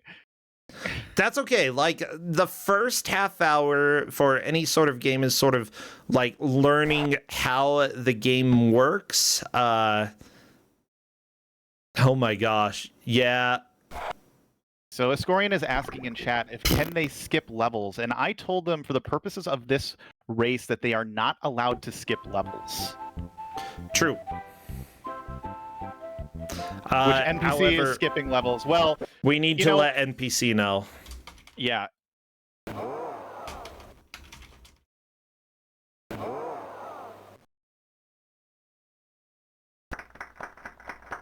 Yeah, just because I want it to be easier to track. It's much easier to track if they're just going in order. But and there, Flannel Cat finishing the first 9 holes, moving on to yeah, she just clicks end game. You don't want to save, and then getting back. We're going into Triangle Beach. Uh-oh, Triangle Beach. I like Robin. Okay, so that's Robin. Peggy is my favorite because she will roll her eyes at you when you hit the tree or go into the water. Okay. Where everyone else is just kind of just like, I guess it's okay. Oh no! Flannel Cat did 180 and not a 90-degree angle. There we go. That's a little bit better. Yeah, reset hole is definitely a fine thing to do. So I have to ask, what kind of instructions did you give these players here? So I did not really tell them what any of the shapes do. I did tell them that I didn't tell them they could look at the instructions, but if it's in the game, it's totally valid for them to look at the instructions. NPC was looking at it. I also told them they could play around with that practice hole just to kind of get a feel for it, since sometimes reading about math isn't going to give you the idea of how something is actually going to perform. Yeah, I think NPC's starting to figure out how this transform thing is working, and definitely got sort of the right idea, just needs to draw it vertically instead of horizontally. Oh, you can do it, NPC, you can do it! On Flannel Cat's screen, she is trying to dilate her shape a little bit larger, and she just happened to make it smaller and smaller and smaller. But now I think she's learned how to make it bigger. So all of those little dials on these shapes, you can actually increase the size of them. Or like, so you can make that white circle can be enlarged, as you can see with NPC. You can stretch that out. You can also modify, and there we go. NPC is going to get this hole. Oh, very nice. Now, mind you, both NPC and Flannel Cat played some of the golf games yesterday. It was a lot of fun.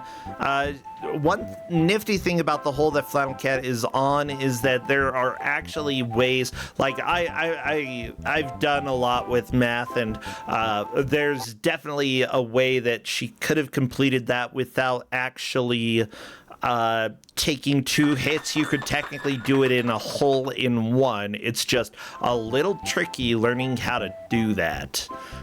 Yeah. Yeah.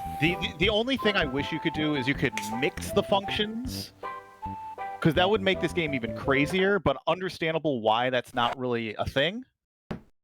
Oh, yeah. Okay, there we go.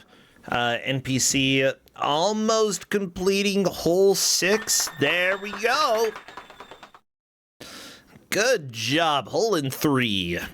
And so at the rate that Flannel Cat is going, she may end up getting to some of the, well, let's just say if they beat all 85 default holes, I did remember that this game has a custom course maker. Okay. I remembered that last night, and I just thought, just for fun, let's just make a few holes and see how they fare with them. Uh-oh. So if it gets to that point, maybe we'll see some of the danger holes that I made. The danger holes. Oh, that's terrifying. I barely tested them, so I think they're completable. By the way, I'm relatively sure that this game uses math. There we go. Yeah. Yes. Honestly, this isn't how golf works. Like I haven't golfed personally. I've done mini golf. Maybe this is real golf. It's geometric golf. I don't know. Whatever. Oh, Flannel Cat going for this big hole-in-one shot. Oh, so close. Ooh. Oh, oh, nope. Nope. All right. It's so close. No, Flannel Cat, no! I mean, okay, that'll work. All right, NPC moving on to the second set of holes, but Flannel Cat just finishing up the second set. So she will be moving on to the third set, which Euclid's Open. Uh-oh. Okay, that's okay. NPC is learning how this works. That's part of the goal of this game. Okay. Yeah, now that NPC kind of has a feel for what these clubs can do, I think he might catch up a little bit. I hope, because I like a close race. Yeah, I think that he's learning. Very nice hole in 2 for Flannel Cat over there.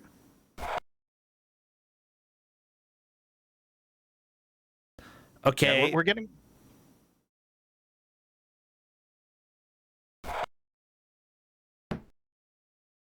Yeah, from my experience playing this again, I really only focused on 2 tools, and then the dilate one if I had to like mess with the size. Yeah. Rotation didn't really feel good to use. Even when, like, you can clearly see in some scenarios, like, oh, rotation will set it perfectly.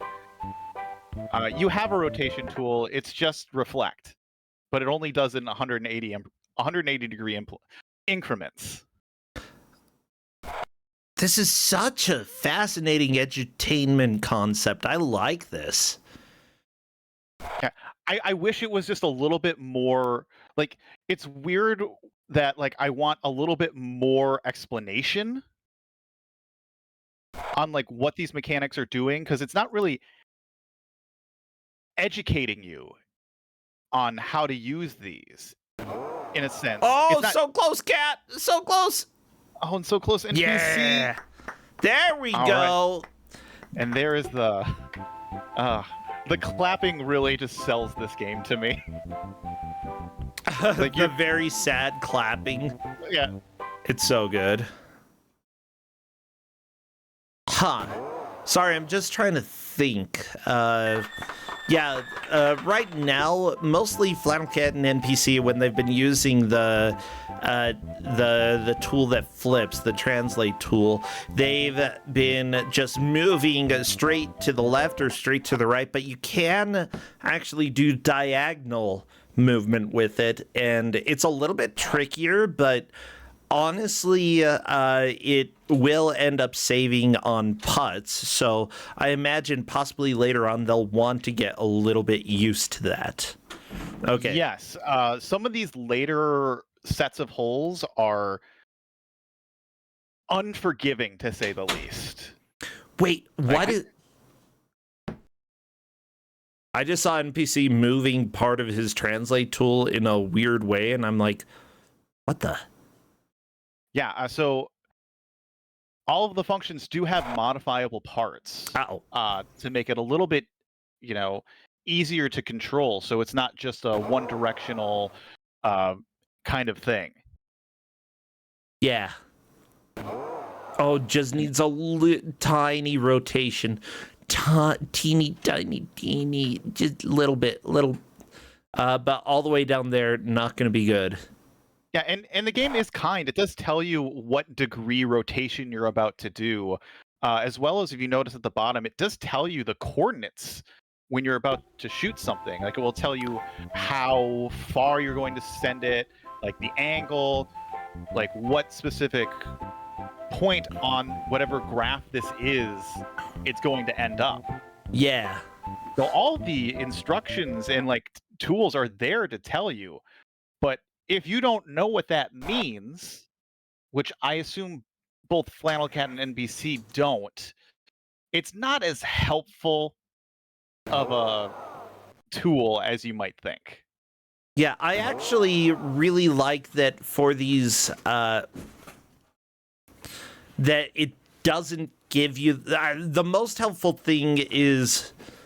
like, for educational purposes, maybe it's a little frustrating for actually playing, but I really enjoy that it does not, like, clearly show you a preview for what you're going to get. Instead, it's making you imagine how it's going to end up. And that sort of helps you understand, if I do this specific change to this specific shape, this is how it's gonna go.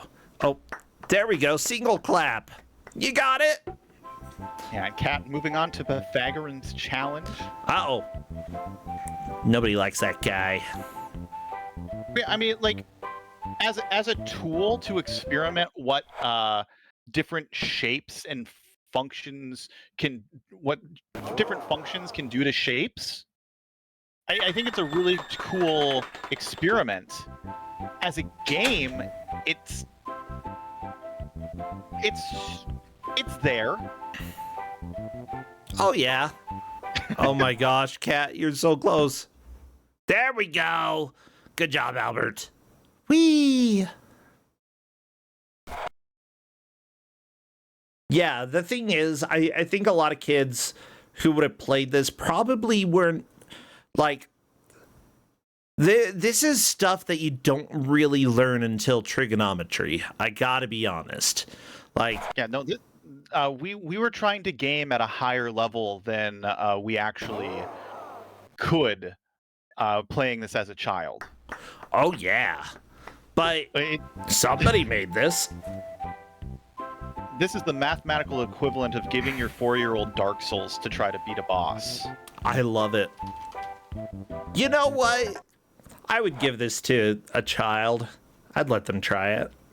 I mean, I think a child could have more fun with this than something that is like action-packed, because it's like it's fun to see what they can do. This is because when I always played on my Mac, well, not my Mac, but my family's Mac. Like I'd always play with kid picks and just like seeing what fun things I could draw, what things I could do, and this is just kind of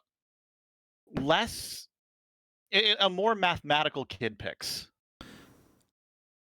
Yeah, I think. Oh, so close, NPC. Just I think at this point, NPC hasn't quite figured out the best way to use the rotate. Sort of what you were saying there, Shrambles. Like NPC. Okay, because it rotates around the center point where you click, and that is not going to work. Yeah, and that's the challenging part of it, is realizing that where you click does matter for almost all of these tools. I mean, you only have 5 of them. Yeah. Ooh, into the water. Yeah, another option that NPC could have had there is using the translate tool in order to flip it across. Like there's so many ways that you can get from one of these islands to the others. Oh no! And that, like, outside of like, I mean, anything with water, I think you have to use the reflect tool, because you can't rotate it over the water. Oh, NPC. Oh, really push? That's a little far. Oh, but if you use the reflect tool, you could just reflect on. Oh, I don't know if rotating is correct, NPC. It's gonna work. It's close enough. Oh no! My gosh! Right so close. Just make it a teeny tiny bit bigger. That's all you gotta do. Oh yeah, just use the transmute. Just make it bigger, NPC. Oh, that works too. There we go. NPC is through. On to the next area.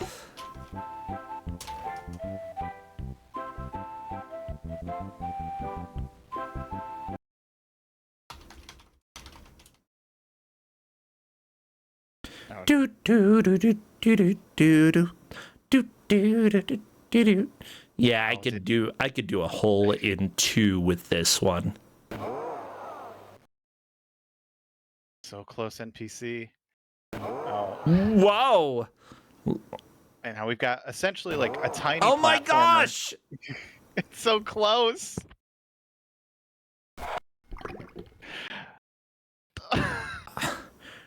Yeah, you gotta pay attention. Yeah, that's gonna make it smaller. Smaller, yep.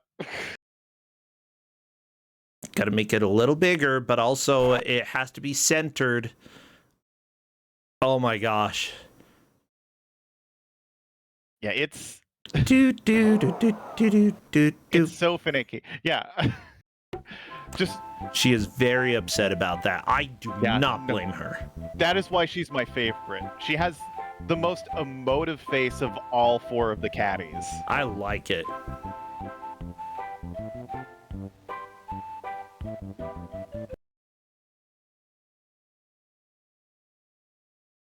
I love that, like, in the instructions for the game, it says, the ball is a polygon with 3 to 8 sides, just as all balls are, you know? That's how it works. The hole is made of 2 polygons. The figures below show typical ball and hole. You know, you've got the rectangle, like on NPC's screen, the gray rectangle. That is the hole, rectangular hole, and the ball is literally a rectangle. Oh my gosh, it goes around the center. I hope NPC can figure that out sometime because Yeah, I think Flannel Cat kind of clued in on that pretty early. But yeah, the sad clapping gets me every time. Okay, time to do a little translation here. Or a little reflecting. Gonna have to reflect across the water. I think, yeah, this will be fine. And then do either a rotation, 180-degree rotation. No. Reflect would probably be better here. Yeah, there we go. That'll work. Whee! There's the flip, and then Flannel Cat just got to make it a little bigger, and there she gets it. Very nice job there, Flannel Cat. Okay, NPC doing 90-degree. Very nice. Oh, I don't know if that's gonna. Just gotta make it rotate it just a little bit, just the tiniest bit. Yeah. Yeah, unless a level really gets Flannel Cat, I know we're only 20 minutes in, but Flannel Cat is just running away with this. Yeah, this is really working for her. So big question here. With the trees, is there any other way to get across the trees other than just shrinking down or... There is no way to get around the trees. You do have to shrink down to go around them. Okay. Because you can't go over them. You clearly can't go under them. You could probably go around them, like from the outside, but to have that work with the rotation tool is very challenging. Oh my gosh, you probably could do that. Ugh, I hate that. That's terrifying. Oh no! NPC drew it a little bit wrong. That is correct, but okay, I was a bit concerned, but it ended up working out. Okay, one more reflect for NPC, and then a little spin rotate to win. NPC's concerned though. Yeah, I think that's fine to go ahead and try to get it in that location. 90-degree turn. Perfect. There we go. That's how you geometric golf. Yeah, geometric golf. Thank you, by the way. I know that Blasphemous Roar raided. Thank you so much for the raid. Thank you for the various follows as well. We're having a lot of fun with geometric golf. NPC restarting before even taking a swing. I get that. I understand that feel right there. However, I mean, it's just echoing kind of the first game where it was NPC got it really down pat and Flannel Cat struggling. Now we're seeing the exact opposite of Flannel Cat shining and NPC struggling. Oof. Yeah, that's fine. Like, you know, people are better at different games, and that's just how it goes, you know? Completely fine. You never know what genre you're going to get when it comes to Kusog7ande, and the genre, yeah, when edutainment strikes, it can be terrifying. I mean, at this rate, we are going to see some of the very bad levels that I made. So I am ready to be embarrassed by the... Yeah. Now, did you... Quite literally. Did you tell them? Did you tell them?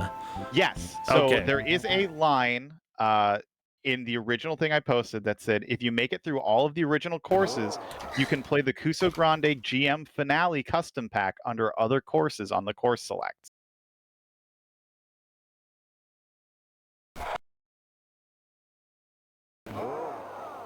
If it gets to that point, I mean... Oh, they love that one, NPC! Good job! NPC got a par! That's exactly what you get. You get good applause. Heck yeah! What if you get a hole-in-one? You get the same kind of, like, uproarious applause that was just getting for par. I think they only programmed 2 clapping effects. If you do good, or if you do bad. Ah, Gotcha. There we go. NPC through another course. Moving on to the Pythagorean challenge. Flannel Cat on Hypatia's hazards. Now, we're dealing with odd shapes that you have to figure out, how can I manage to fit this triangle into the square and still have the square hole inside of it? Yeah, the triangle does go in the square hole. The square hole goes inside the triangle. That too. I mean, I guess technically the gray is the quote-unquote hole. I don't know. This is complicated. Yeah, so now I think this might actually be the first level that Flannel Cat's gonna struggle a little bit on, because there is no easy way to like finagle this triangle to have it also fit in that spot. Incorrect. If you get the right angle up at the top right of the rectangle there, then you will be able to resize it and essentially capture as much area as possible. And it looks like Flannel Cat is doing that right now, just a small rotation away, and she will have this. She's got one shot to do it. Well, I think she's got it. Nope, never mind. She did not. I think, unfortunately, a line got slightly outside there. And that is fine. That is fine. Welcome to this game. She's got to hit the reset up top.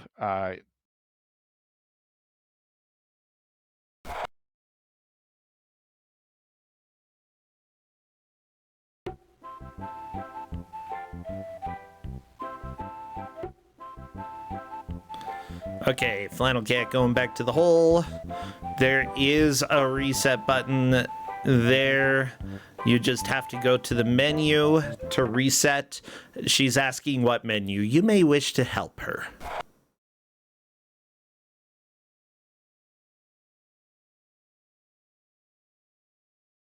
Also, okay, it looks like she has found it. Yeah. Good.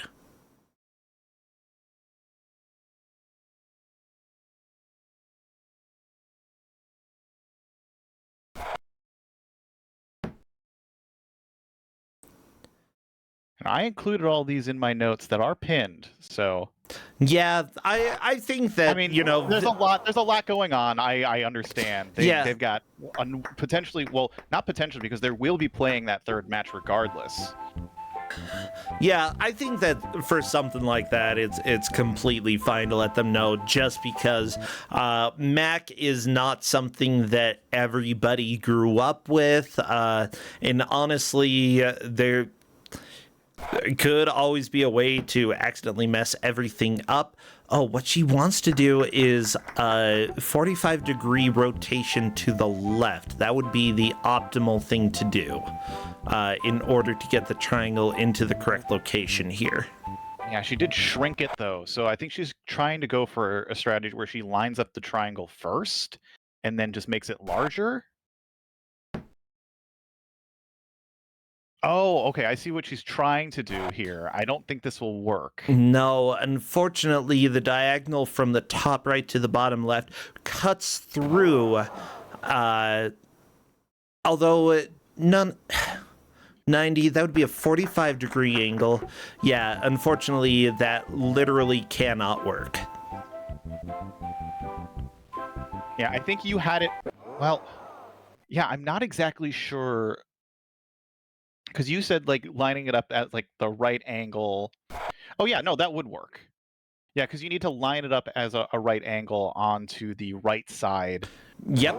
With right angle, yeah. Line up the right angle sort of with the top right corner. You can sort of shift down left a little bit and then resize in order to capture the middle grass area there. That will get you exactly what you want. I mean, but this, in terms of, like, we always say, you know, this is the opportunity that NPC needs. If Cat stays struggling on this hole, NPC has a chance to catch up. It's a very big lead, but NPC has a chance to make that smaller. Oh, by just yeah. consistently getting these shots. And with 30 minutes left in the match, it is, as I said at the beginning, at the 20-minute mark, I thought it was over with how Flannel Cat was flying through these holes. But at this point, if this Flannel Cat is very close, lining up the 90-degree angle in the top right, and there we go. We got through that. See, I knew what I was talking about, Shrambles. I never doubted you for a second. Right. Unlike Chat. Come on, Chat. Did you doubt me, Chat? Escorian, you doubted me? Oh my gosh, I am so upset right now. And as Chat Captain, Escorian does speak for all of Chat. Wow. I can't believe you doubted me. Can't believe it.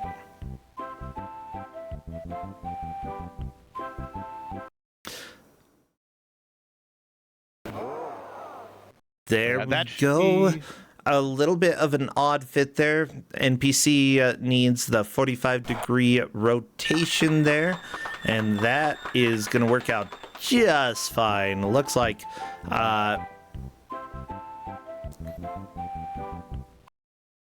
yeah, this should go relatively fast for Cat. She could technically do it in 2 swings without too much of a problem, but Four is fine. Yeah. Yeah, but that is another set complete. Very nice. We're at Reinman's Dilemma. Oh, fun. This looks freaking fantastic. Whee! So my favorite thing about so I do a lot of commentary for Mystery Tournament, that Mystery Funhouse.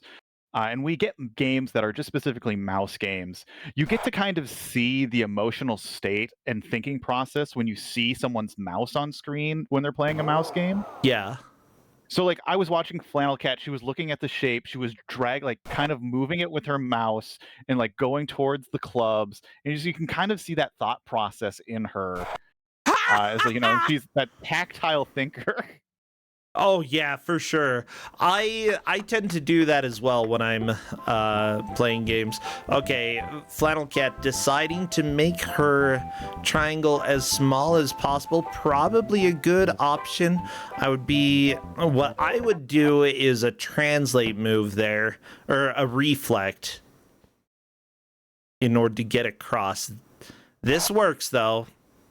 Well, you have to, so a cross is in like diagonally because you can't go over the trees. No, I mean from left to right when she moved all the way up already. Oh, yeah. That makes sense. Yeah, you got to keep up with me, Shrambles. You got to keep up with me. Bam, bam, bam, bam. I didn't minor in math. I minored in film studies. So, if you made a film about it, I could analyze the crap out of that. I'm not doing that. Oh no, that is out of chances. Gonna have to go back to the previous hole. Always a little bit frustrating to have to do that, but that is how it goes. NPC getting some good scores. Moving on to Hypatia's Hazards. One course behind Flannel Cat now. Yeah, NPC caught up a lot of ground. If that same hole catches up NPC or doesn't catch up NPC, there is that chance because Flannel Cat is not invulnerable. Oh, and she's trying to rotate over the water. Like, really, like, the reflect is the only thing that the water cannot stand. Yeah, water's pretty tenacious here. Okay. It's interesting that Flannel Cat is using the rotate there. I mean, it's a lot of she's comfortable with that tool. She's probably afraid that reflect is going to mess up all of the orientations. And in a Kuso, in a game, you do what you're comfortable with. Yes. Honestly, it is more important to get it than to get it in the lowest number possible. You know, we're just going for.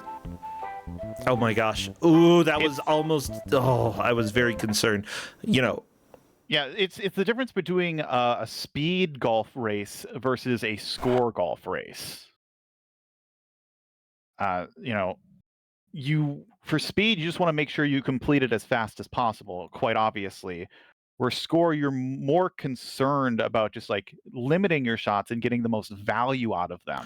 So the fun thing about the shape that Flannel Cat is having to grapple with is that essentially this shape, you need, like, it fits best if you reflect it.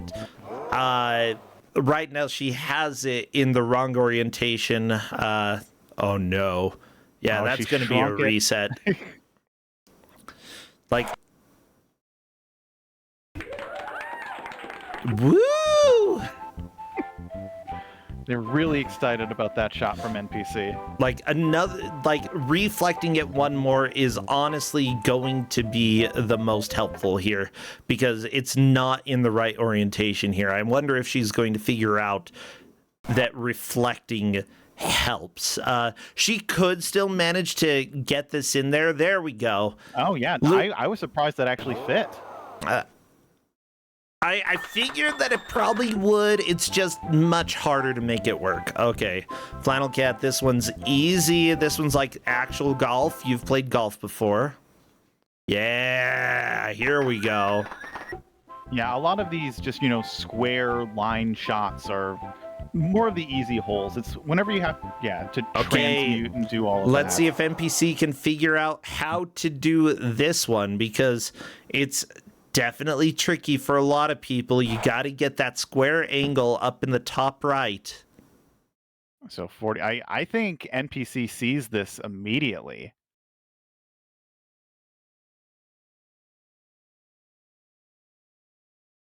Because I'm trying to reflect one more time. Not a bad idea. Okay, rotating a little bit to the left, probably a 45-degree angle rotate is what you would want. Trying to line it up perfectly in the middle. Yeah. That is a good method. Now swing down right. Oh, and it worked. Yeah, NPC is through that level so fast. Yeah, that was great. Like, that is exactly what NPC needed. A quick solve. I guess it's solve. Flannel Cat in the chat said if this was a puzzle game, she was out. And as it is a golf game, but it is secretly a puzzle game. It's a little bit of a puzzle game, yeah. I mean, if math is a puzzle, then whew. Then woo is the solution. Heck yeah, it is. Oh, a little more of a rotation. Little more of a rotation there, Flannel Cat, and you've got this, okay? Yeah, when using the rotation tool, what you have to think of when you click where it's going to rotate from, that's essentially a pin that you're placing down, and everything rotates around that pin. If that helps you sort of visualize it a bit. Yeah, no, it helps me out. Cool. Okay, there we go. Flannel Cat getting in there. Very nice. Getting it on the last shot. My gosh. We are almost 40 minutes into this. We're on the same set of holes, too.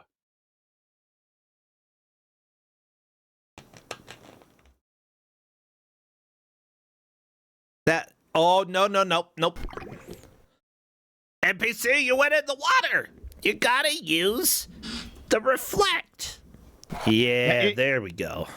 It's funny because, they learned that lesson really, NPC learned that lesson really early on, but just doing all of these shots after shots, you kind of just forget these really tiny basic rules that the game has taught you. Oh, yeah. And honestly, doing commentary is a lot easier than playing, at least when it comes to remembering things. And when you have two brains here, that's just, nope. Yeah. No. Oh, very nice NPC. Probably going to need to do a small reflect here. There we go. Not too shabby. I'm going to go wee. And then just get right in there. We are done. NPC's making up a lot of time. This is really cool. NPC is just destroying these courses now. Flannel Cat's almost insurmountable lead is just slowly dwindling and dwindling. And with 20 minutes left, and these courses only get harder. Oh yeah. If NPC can keep doing this, this might be a comeback. I don't know. We'll have to see. Flannel Cat is still getting through stuff, though. Yeah, she is consistently getting through these. She's not having to reset as often as NPC had, but NPC is solving them much faster. Now, I do want to say that one of the people who worked on this, there are people who worked on this who also worked on games like Fraction Munchers, Exploring Chaos, Conquering Fractions, Decimal Concepts, Problem Solving with Nim. Lewis and Clark stayed home. They probably should have stayed there. A lot of Apple II games listed on that guy's credits. Yeah, and Fraction Munchers appears to be one of the main linking games between people here. The graphics, though, by D.D. Rodell. They actually made graphics for Windows, the Oregon Trail, Windows 3.x, which is the one that I probably played the most when I was young. Also, The Secret Island of Dr. Quandary, Snapdragon, Little Town Zoo, Super Munchers, Grammar Gazette, Word Builder. Oh my gosh, this is a legend, okay? Maybe they're these are very stylized graphics, I gotta say, but I kind of love it. I mean, it works for what the game is doing. Oh yeah. That's just so cool. What I'm gonna go ahead and say is that a game like this, I don't think this is a bad game, okay? I do think that this is probably a game that would make a lot of people angry, but I'm not most people. I really like this game. I really like this. This is my jam.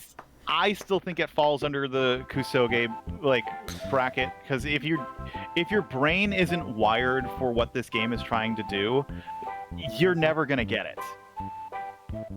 Oh yeah, I definitely can see that this is a game that would frustrate a lot of people.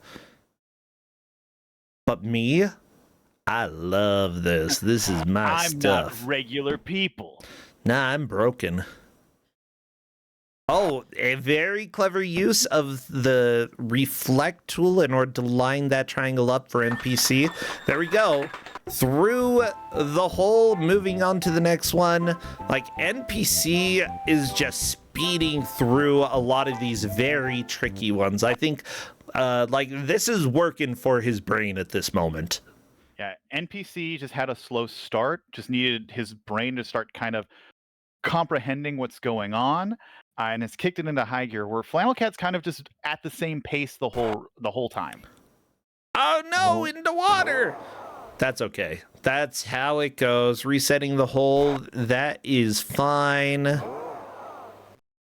I would say there are a few ways to get through here, but at the same time, the biggest thing that we care about is getting through quickly, not getting a low stroke limit. Although a lot of my mind is really thinking, how can you optimize this in order to lower the number of strokes that you have to take? And that's just because I'm very interested in optimization here. Yep. She moved the resizing thing way far to the left, and when you make it bigger, it expands from the center dot on your circle. So if your circle is to the left and you make it bigger, then it'll spread out to the right. Now we have 15 minutes left in this race. There is a possibility NPC catches up, but there is not that much time left. You know, chat, I'm going to say unironically that I would try speedrunning this. I think this would be a very, very fun speedrun. Because all you have to do is think of the optimal way to do every single hole, you know? And it's all math. It's all math. It's fun. I mean, and everything is the same every time, so there's no RNG. It's just a matter of clicking the right spot. Oh, very nice resize, Flannel Cat.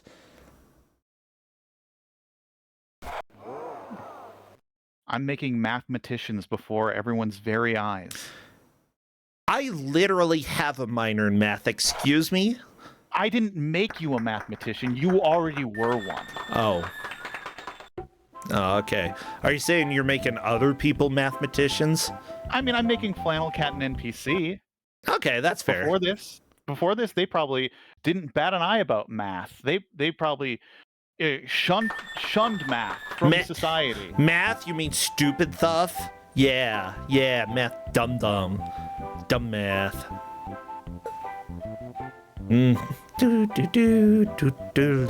So there we go, Flannel Cat on hole 9 here. She is through that hole pretty quickly.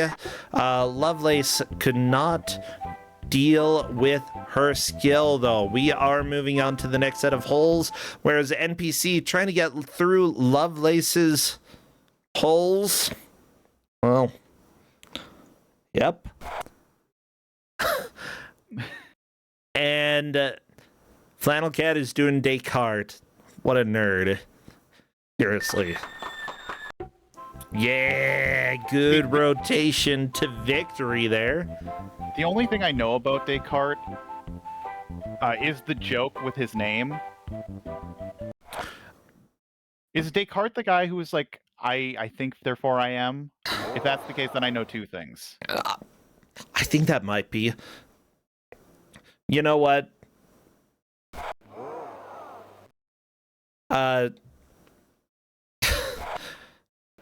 Well, there was a mathematician who, you know, was guiding some horses down the road, and you know, standing. This is the joke. Standing behind them, he, you know, just trying to whip them, and one of them ended up kicking him in the face, and you know, they didn't know the rule. You do not put the horse before Descartes.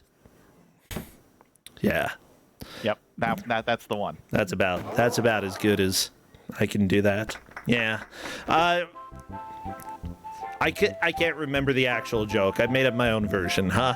Hashtag don't steal. Don't steal or I'll kick your butts. OC content. This is my OC. Please don't steal. Yeah. Okay. Just Ooh, yeah, actually a small flip would be enough. Unfortunately, she did that a little bit too high. Flannel Cat moving the triangle down, and that is done for that. Very nice. Yeah, this one, just a simple rotation and a translate should be all she needs. Yeah, very on the money. Yeah, that's a birdie. Honestly, that would be very hard to do that precisely. This is going to be a 90-degree rotate, and then just moving it into place. Very nice. Oh, very close, NPC. Just little. Yeah, there we go. Yeah. I think NPC found his favorite golfer. I like her. Yeah, no, she is my favorite. Whereas Flannel Cat's like, I'm going with this Albert dude. I think, too big! Too big! Gotta go slower. Nope. Drag in the wrong circle. I think what's been happening is it changes your caddy every time if you don't pick. So they've just kind of been rotating through the caddies. Okay. Although I think NPC always chooses her. Just watch, okay? See? We'll see. Never mind. No. Theory busted. Whatever, nerd. Not like, who would even pay attention to that, you know? Literally all of us have been paying attention to that.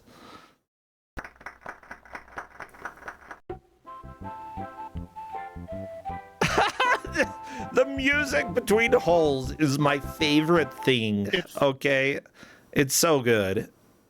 I wish it was playing more often, but then I feel like it would lose its magic of like this silent mathing, and then you get rewarded with this tune. Heck yeah. The applause isn't the award. Oh, the applause is definitely not the reward. It's there. Okay, so Flannel Cat is on the final set of original holes. Yeah. For those who are wondering, this game came out in 1992 for Macintosh. It's an educational game, and out of all of the educational games that we've had on Kusog7ande, I would say this is probably the most educational. And I like it.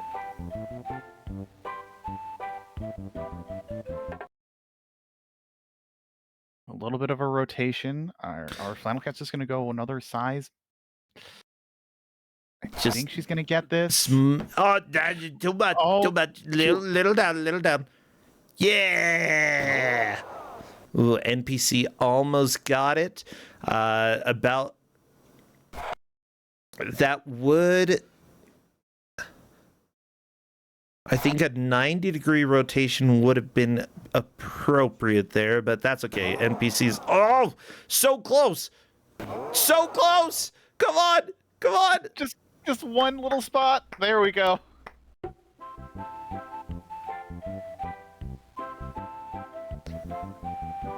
Okay.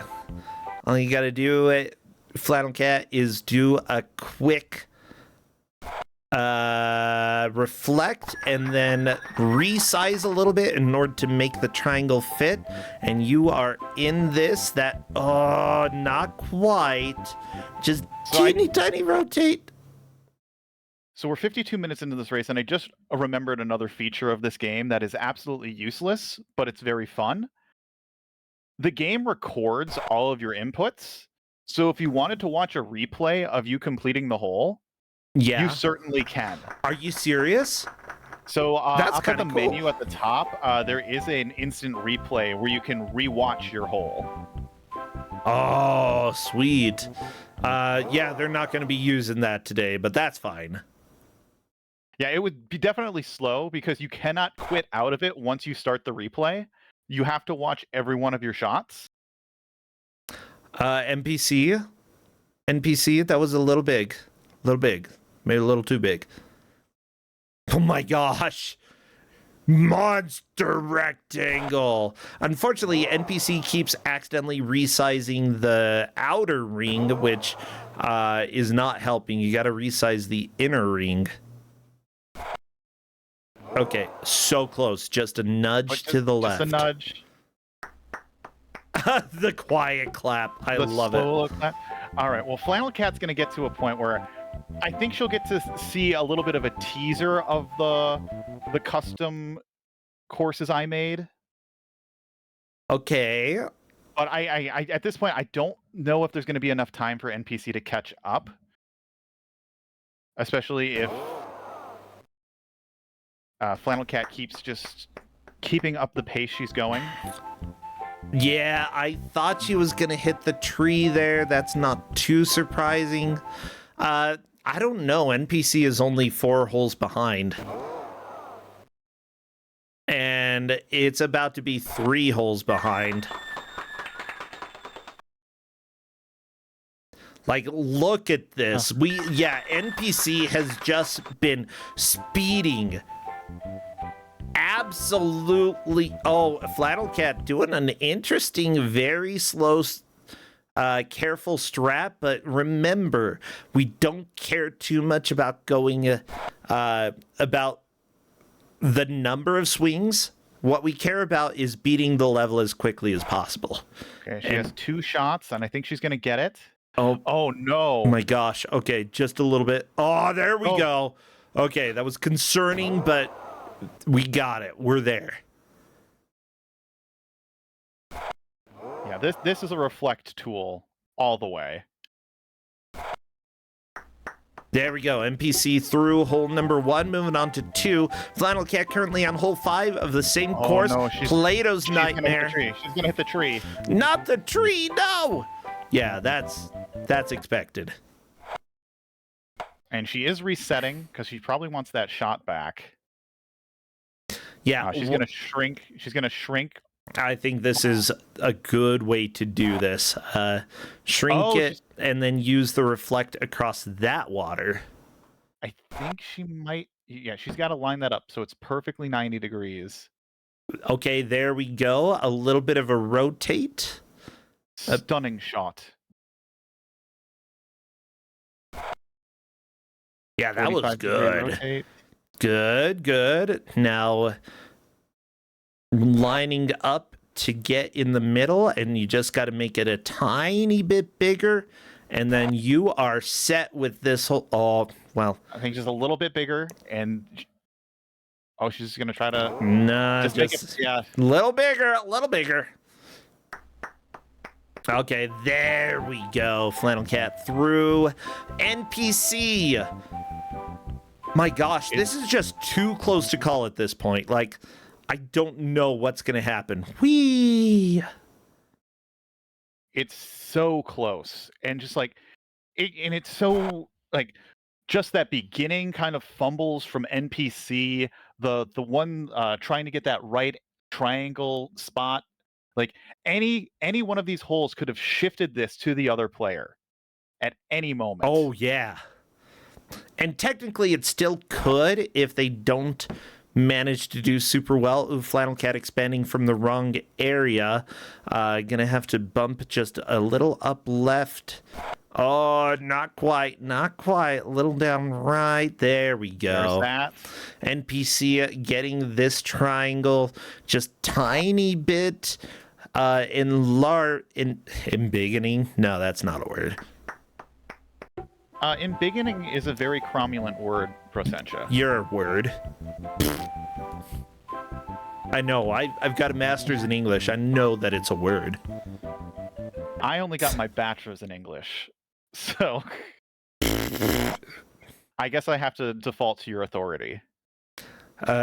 Your authority is cromulent. Oh no! NPC hit the tree. Yeah, this is the same one that Flannel Cat struggled with a little bit. Honestly, make the outside circle big, the inside circle small. Or do that. That works too. And let's see, is this going to be a good enough translate? Or reflect? Nope, I am not surprised there. It's not a huge deal if you hit once. Honestly, at this point, I think it's going to be Flannel Cat who takes the victory. It is, and she is going to complete all of the default holes within an hour. So I am kind of grateful that my creations will not be shown today. Uh-oh. Well then. If I remembered about the feature a little bit sooner, I probably would have been more proud, but it was one of those, like, I'll make these in 2 hours. What could go wrong? Yeah, that's fair. La, da, da, da, da, da, da, this is the last hole. Very nice. My gosh, I'm just so impressed that, like, the players struggled a little bit, but then really took off. And NPC kept just making more and more progress and, speeding up. It wasn't enough to move into the lead, but it was super close. And honestly, I feel like, except for a couple of the smaller mistakes, I think he would have gotten there. Yeah, it's just a matter of just those small little things at the beginning. Well, everybody, that is time. That is it. We are done with the second match, and we are tied. NPC and Flannel Cat both have one victory today. We are going into round 3 with it mattering. Oh my gosh. Well, hello there, NPC. Hey, Hey. Hi. This is way too much fun. I love this game. I was like so frustrated at the beginning, but it's like I feel like I learned everything a bit too late, but once I got the hang of it, it's like stupid fun. I haven't heard music in like 40 minutes. Oh, I'm so sorry. We got to hear it the whole time. Well, not the whole time, between every hole. And yeah. So here's how it went. Flannel Cap got to the very last hole of the game. Oh, nice. Yeah, NPC, you were 4 holes behind. Yeah, I figured I was a little too late in how I learned stuff. You were catching up so much, though, towards the end. It was so close near the end. Like, there was a time that I thought, Flannel Cat, you were going to just run away with this. You'd be done with the game in 40 minutes, and then just NPC would be free.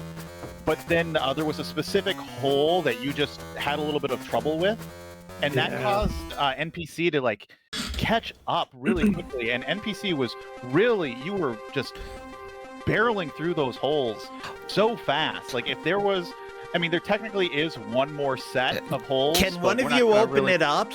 I want to take a look. To get there, I wanted to see it. I want to see Shramble's hole. Just do it. Just do it. Ignore what I said. Yeah, I made 6 of them, and I made them in like 2 hours because I remembered that this was a feature. Uh-oh.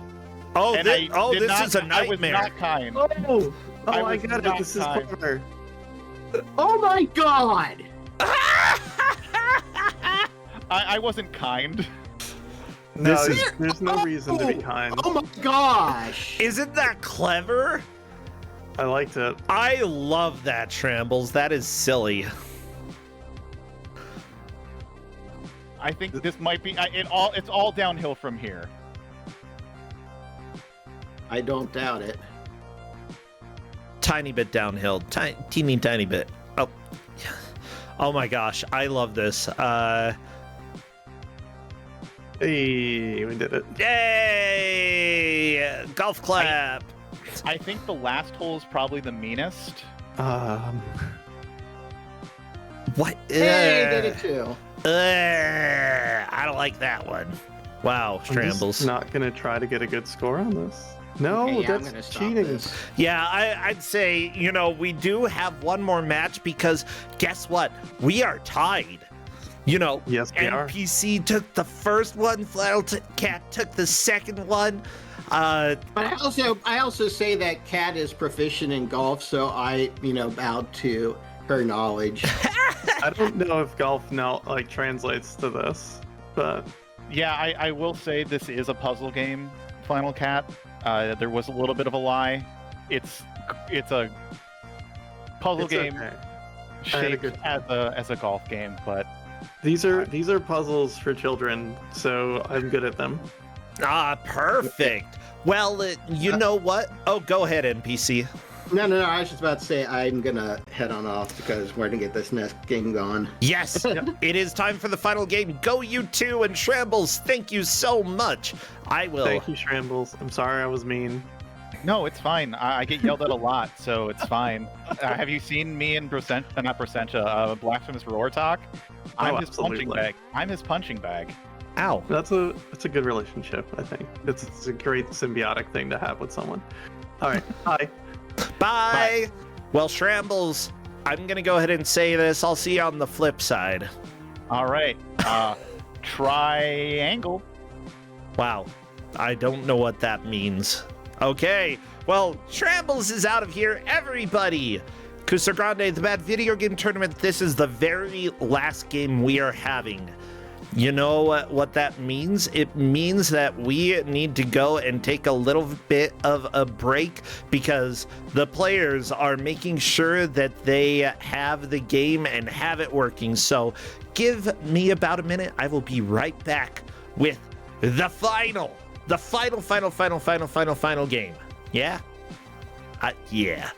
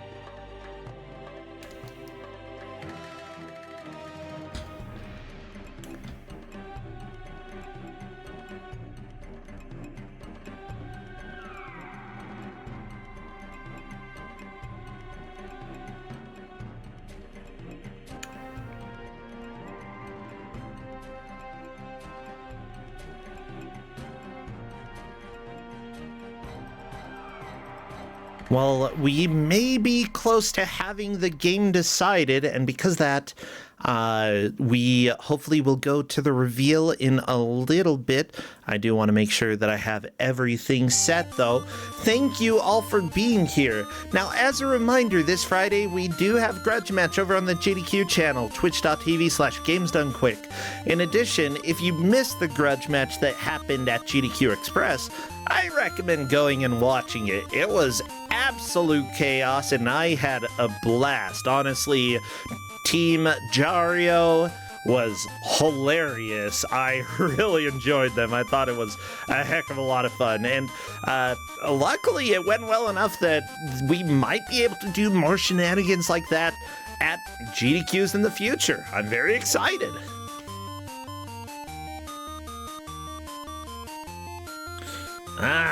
Let me go ahead and see if I can find...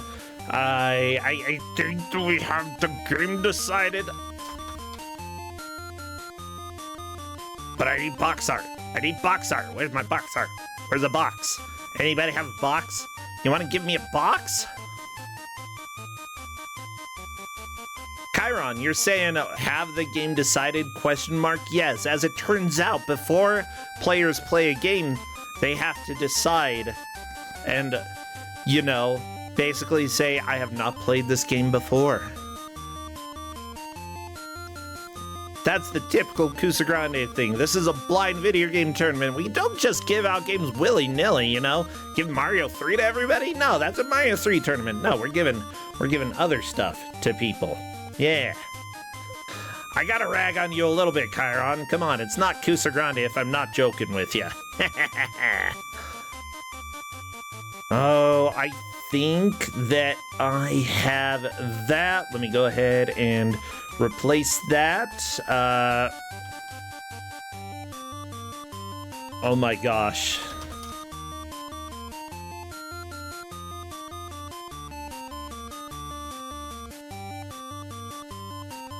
Push this little button right here. Come on, do your thing. Boop, boop, boop, boop, boop, boop, boop. And there we go, everybody. I hope that you enjoyed golf.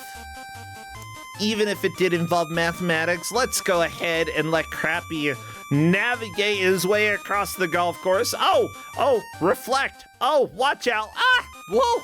Okay, good job, Crappy. Crappy got through. Well, everybody, let's bring on the final GM for the Kusog7ande GM bracket. Say hello to our friend Escorian. Escorian! Hello there! Hello! Oh, I am so glad to have you here. How you doing? I'm doing great. I won't lie, I'm nervous as heck, considering my game's gonna be the decider. I mean, that's kind of...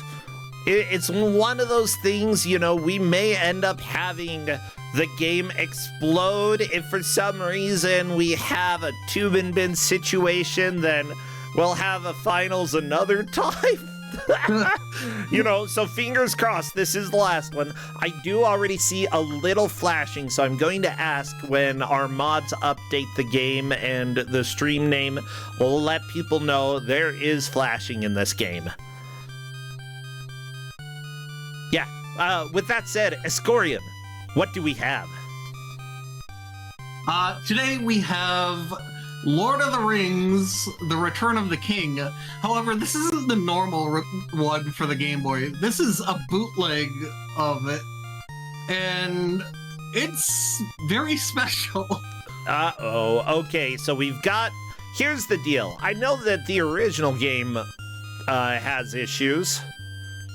Or at least some of the Lord of the Rings GBA games have issues. I don't know about the Return of the King, but I like bootlegs, okay? So, easiest way to explain this is it's very similar to a Pocky and Rocky game, except there's quite a few issues with it. I actually had all the other GMs, when they tried this, said they really wanted to see this game as the final game. Oh, really? Uh-oh. Okay, so Pocky and Rocky of the Rings, Lord of the Bootleg, we've got, yeah, I don't know, as long as we have... What the crap are these player names? Sorry, I'm looking at the different character names that are showing up in this, and this is going to be a little bit special, okay? I promise everybody that this game... I love Cat's reaction to the game already. I'm pretty sure all of this is canon, though. Like, just based off of what I'm seeing right here, you know, absolute 100% canon, 100% game. That's just life, okay?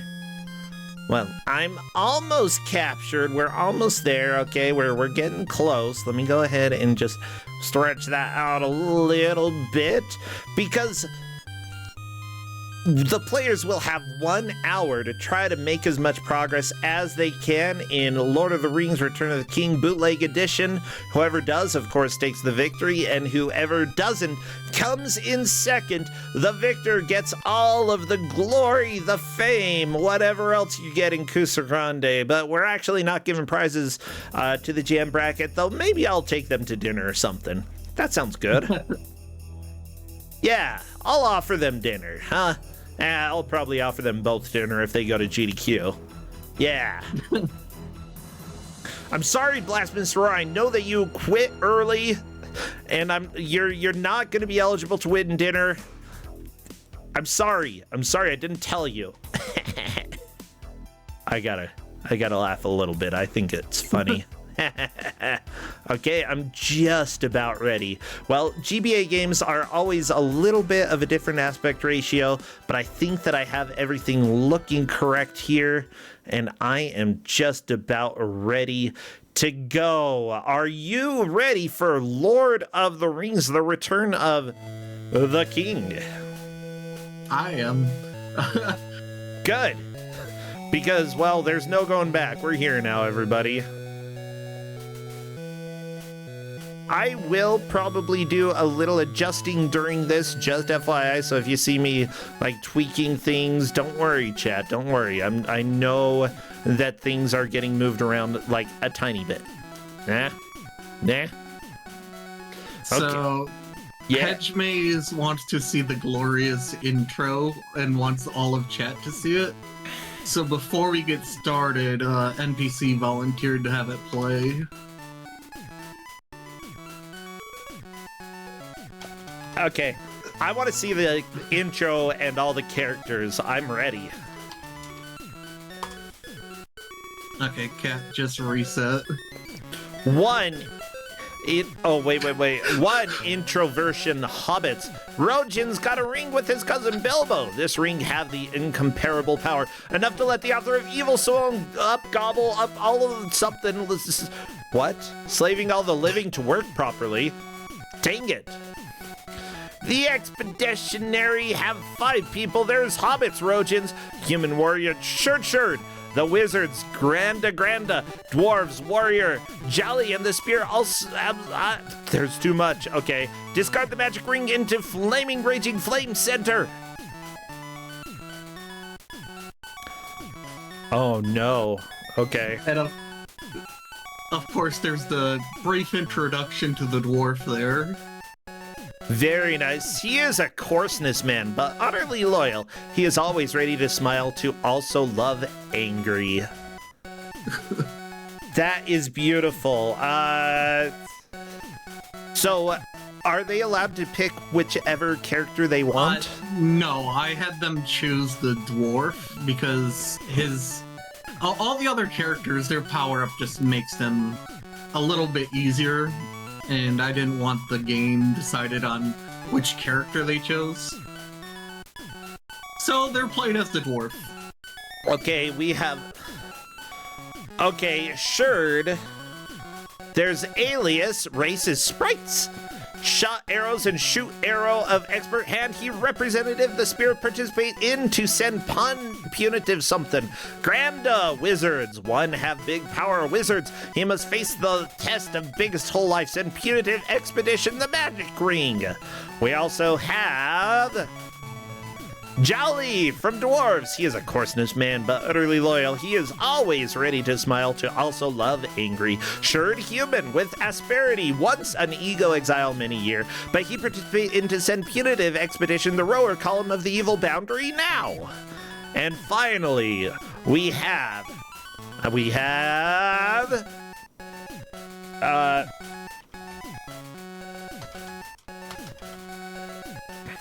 Rajans, the hobbits, a shy against a morally upright hobbits for sending punitive expedition evil boundary, however launch risk danger it travel. Ah!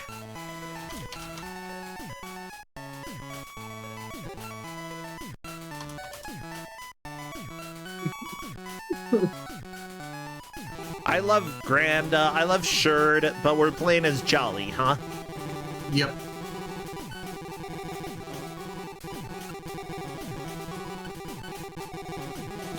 NPC.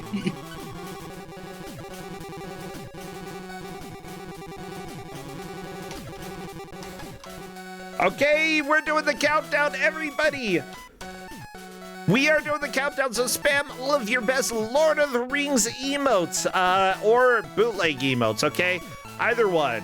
Or snowman. Or snowman? You'll see.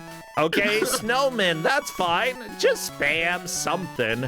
As soon as I see movement in the first area here. Oh, this hurts. Ow. Okay.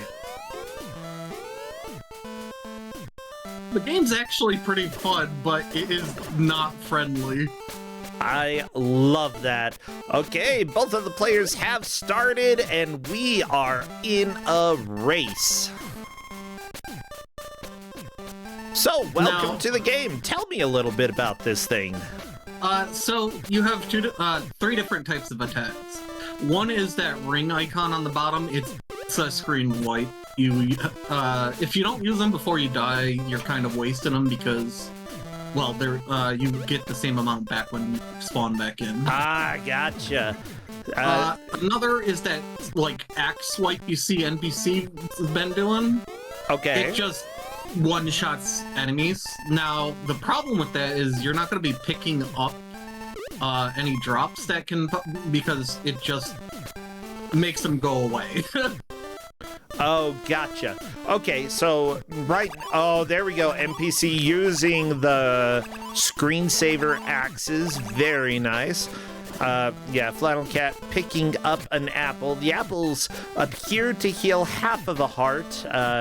Hits are, at least at this point, are dealing about half of a heart of damage. I believe both players are playing on hard difficulty, right? Yes. On hard difficulties, enemies without a sword power-up, it's 7 hits.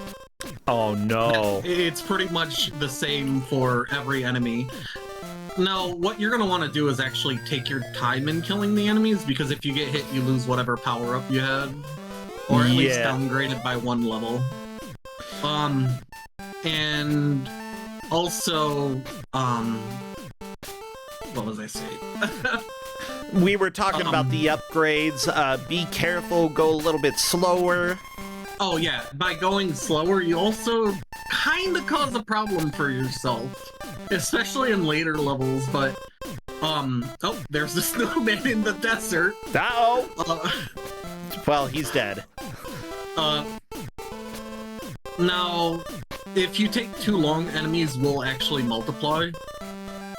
They just, here's more enemies, and then those enemies can multiply as well, and yeah.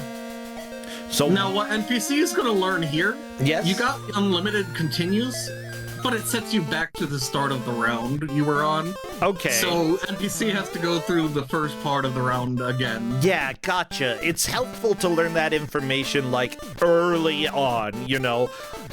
Honestly, before the 5 or 10 minute mark is a fantastic time to learn that. I'd say that's not even a setback at all. That's just how Kusog7ande goes. Yeah. And there's also the fact on when you get to probably around the 2nd level, you're going to learn that shops just start following you around. They're all like homing. They'll follow you in circles and everything. Oh no. Okay, yeah, NPC is just like trying to damage boost through everything here, and that's not a bad thing to try. I don't think it's going to be the right move, though. It is definitely not the right move.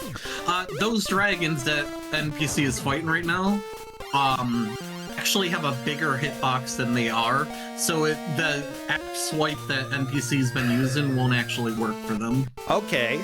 There we go, Flannel Cat onto 1-2. She is essentially half of a stage ahead of NPC. Now remember, whoever wins this match is the Kusog7ande GM bracket champion. It's really exciting that it comes down to this.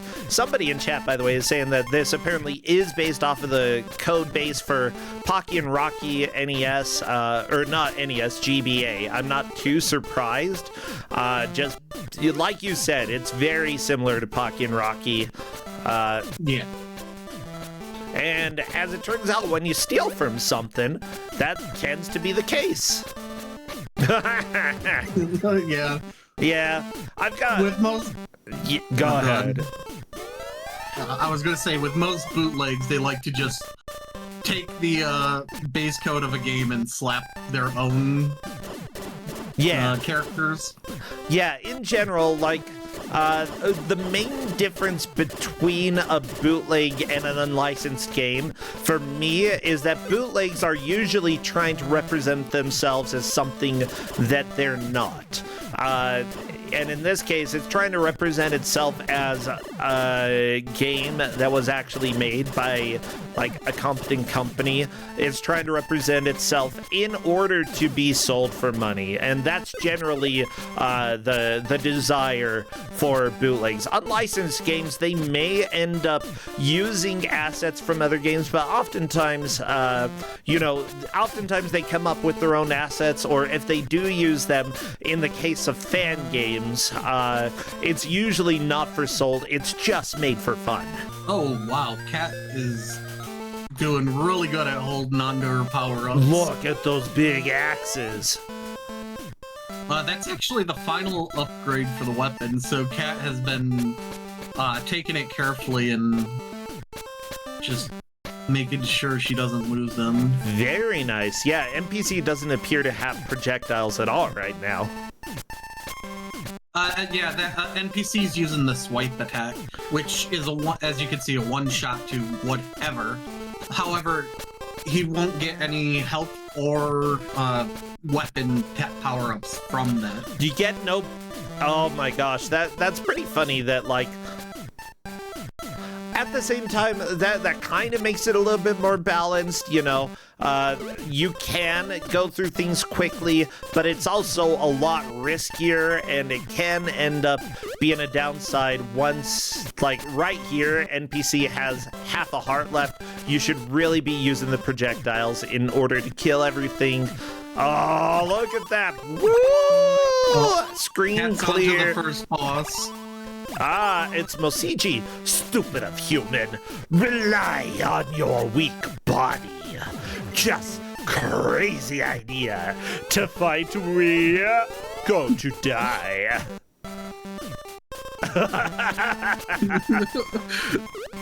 And Kat unfortunately taken damage, so she's lost all her power-ups now. Oh no! However, Kat does have the super abilities. I wonder if those... You cannot use them on bosses. Well, okay, never mind then. Aha! Here we go again! Stupid of human. Rely on your weak body. Just crazy idea to fight we go to die. I kind of like the boss music, and it's very uplifting. It sounds more like a victory song. It really sounds like a victory song. I love the skeleton with the sword. 1-1, no! Oh. Yeah. Okay, so you don't go back to 1-2, you go to 1-1. You're starting over. Yes.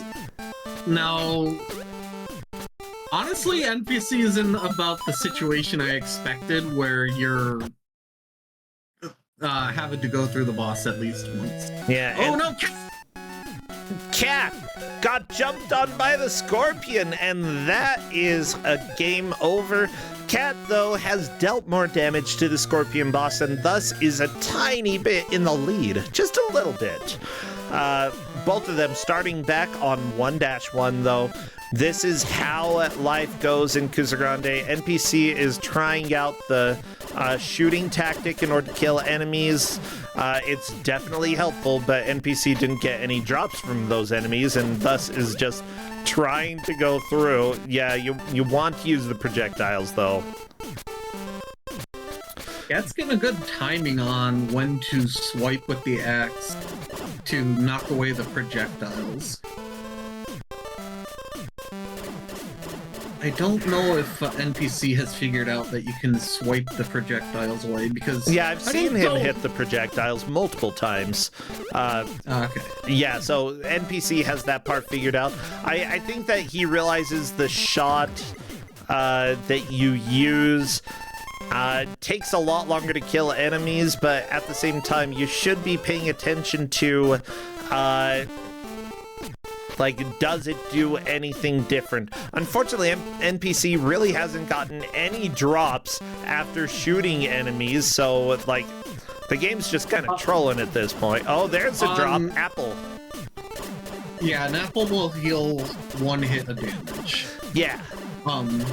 Now, the weapon upgrade, they're on hard difficulty, the drops are not kind.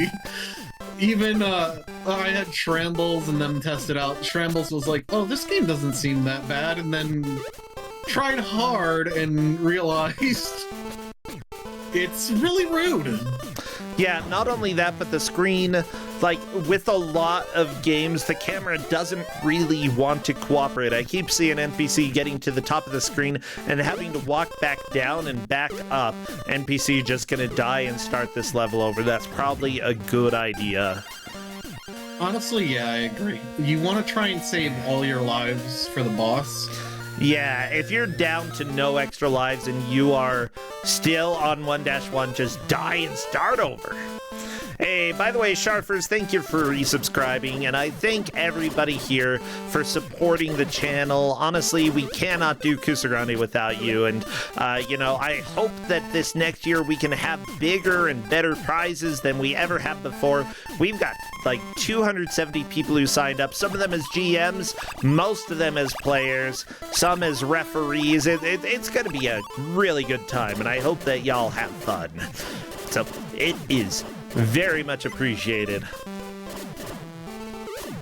Okay, NPC using the shot a little bit more. Unfortunately, Skelly killed him. NPC hitting restart. NPCs tending to rush a bit faster because, well, it's a Kusog7ande match. You know you're competing against someone, and oh yeah, by going slower, you're gonna feel like you're behind. Yeah. But with this game, you really need to take your time because you will get overwhelmed by the shots. Especially the off-screen one. Well, I mean, yeah, for sure.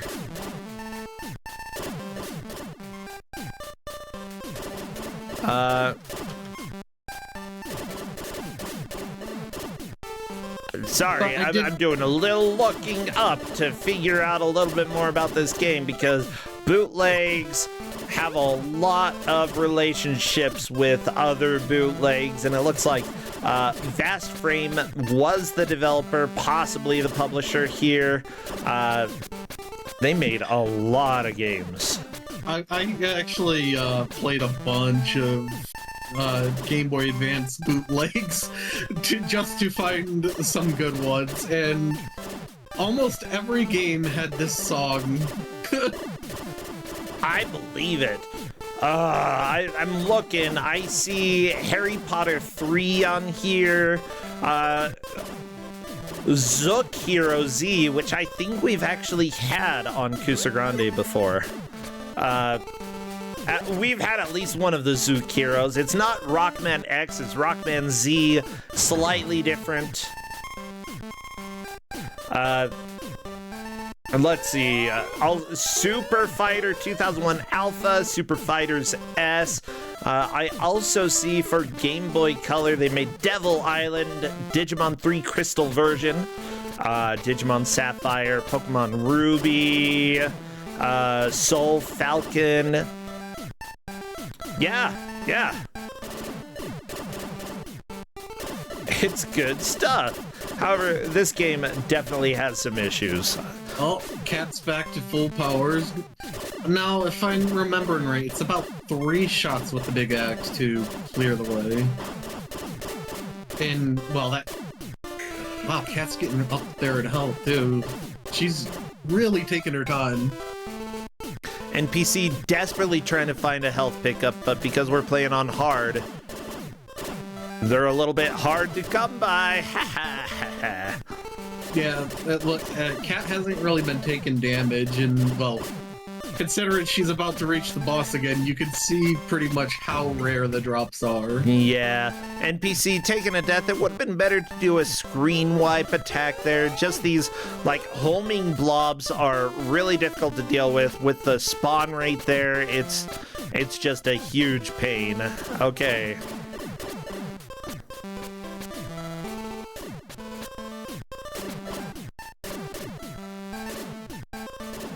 Alright, Cat about to fight our scorpion friend again. Yeah, I'm not reading his quote again. I already know stupid of human, you know? That's really all you need.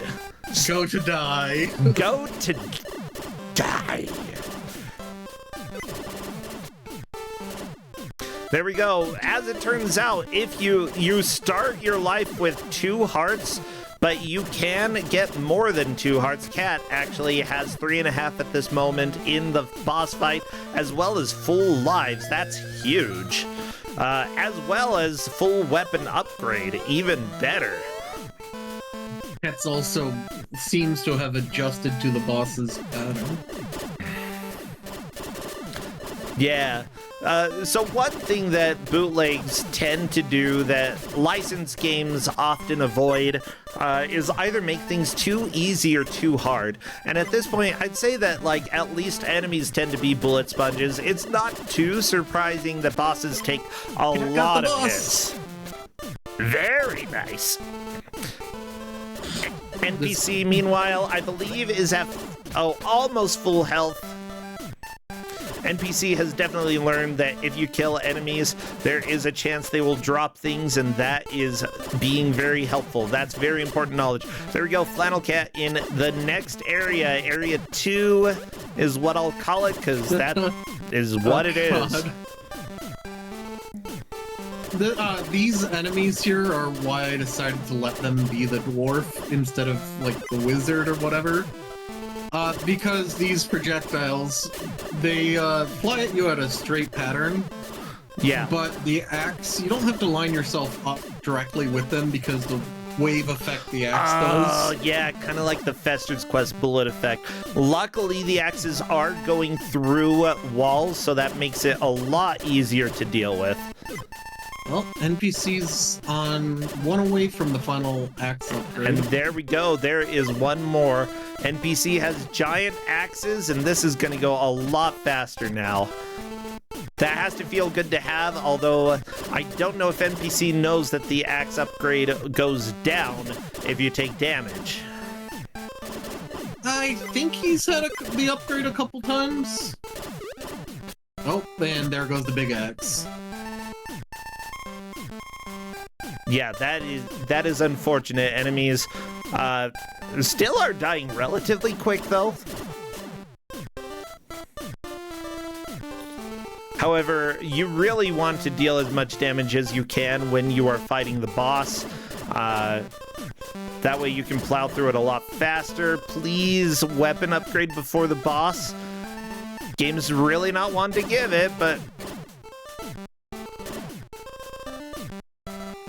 Luckily, it still takes less shots with each upgrade. Yeah. So even though NPC doesn't have the final upgrade for this. Yeah, NPC actually already got a hit on the boss before the boss started talking. Cat, meanwhile, fighting skulls! And snakes! And No, Cat! Unfortunately, NPC taking hits right at the very beginning, and we are back down to the basic attack. This may not go well for NPC. Which, honestly, you know, the first half of the match, what we're trying to do is learn how to play, so not a huge deal if we are going to have a few deaths here.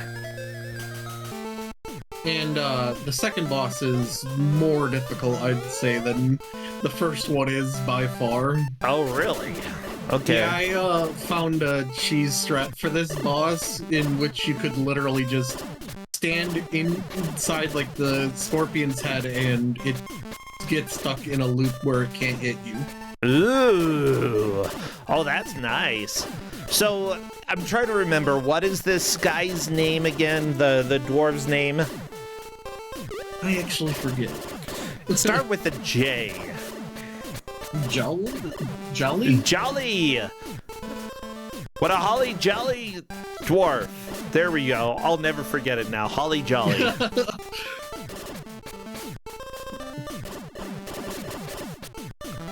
Ow. Stop it. Bad wall. Bad wall. Oh my gosh, I can't believe this is Final Fantasy. If you hit the wall's projectile, it actually splits in a cross shape. So yeah, that's a little bit frustrating to deal with.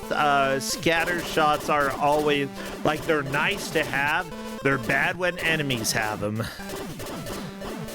Jolly-ho. Oh my gosh, Jolly-ho, nice. Go to die. Yeah, I wonder. Like, obviously, nothing so far really resembles Lord of the Rings. I mean, sure, skulls, those appear in Lord of the Rings. Skeletons, yeah. Walls, yeah. Deadly walls? I don't think so. At least not that I remember. In level 2, you can see there, you have to pick the right road. Otherwise, it's blocked by a spike, and you just have to backtrack a little. But that can also help you, as Kat actually found out really quick, because the spikes actually sit above where the wall shoots projectiles. Okay. Oh, geez. Like, all of these split projectiles when dealing with the wall. Yeah, hitting the projectiles with your axe rather than with your projectile axes. I hate that every attack is an axe, but it makes sense for Jolly to only use axes, you know, that's his thing.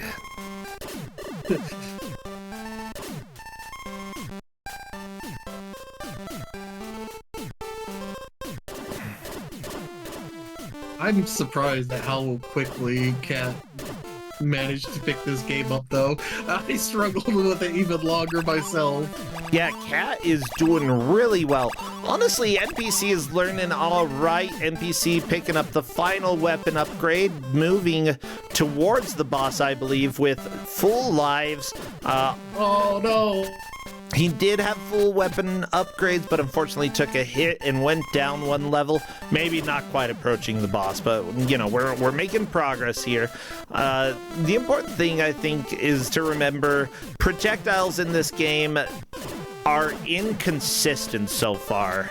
Like, hitting them away with your weapon, good, but it is a little bit frustrating. It's not great. Something I didn't mention. Sure. When they get to the corner parts of each little road, once they go fully into that corner, it just instantly despawns whatever was behind you.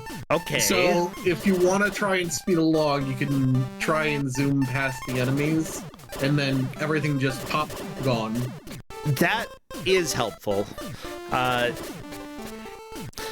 I think that the players are going to learn despawn strats, especially, oh no, Flameser, burn, burnable, almost exhausted, ha! Burnable, almost exhausted, ha. You know, it is a dragon, it doesn't speak normal human language. Yep, normal human language, that's what I've got for you. Okay, well, This boss, as you crossing my can see, fingers. has a easier pattern, in my opinion. Okay, I thought you said this boss was harder though. Because you can't sit in its hitbox. Well, okay, if you don't have to worry about that, then it's not as big of a deal. Yeah, Kat showed me, though, that it was easier. I thought it was more difficult, but, that's because I cheesed the first boss myself. I love it. Honestly, you know, if you're able to find cheese, you use that cheese. Just run with it. Use it all over the place. Okay. Kat just instantly picked up the pattern for this boss. I'm just shocked that the snowmen in the desert, like, don't die in one hit. If it's a snowman in the desert, it should be one hit max, maybe two, like if it was just made. And there we go, Flannel Cat onto the village. Heck yeah, village time, let's do this. I do see NPC is learning to take his time more, though. And I do think he might actually get the boss this time. I think NPC's got this. Like, an important thing with Kusog7ande, you know, the first half of the match is oftentimes the time for you to learn, but it's also like you want to push games as much as you can to see when they start pushing back, because some games you're going to be able to play a lot better than you expected. Other games, you know, it might take a little bit more work to actually learn how to play well. This game is one of those that, like, is really pushing against NPC, and unfortunately, no full upgrades for NPC going in here, but still, full lives and 4 hearts. That's very important. Go to die. Just go to die. NPC trying to... There we go! NPC got that. Now the boss will just continuously use that claw, and NPC definitely has this. I love that. Oh, apparently both have clean audio. Well, we're going to hear new audio from NPC in a second. Don't worry. Yes, and the song does change per stage. Yeah.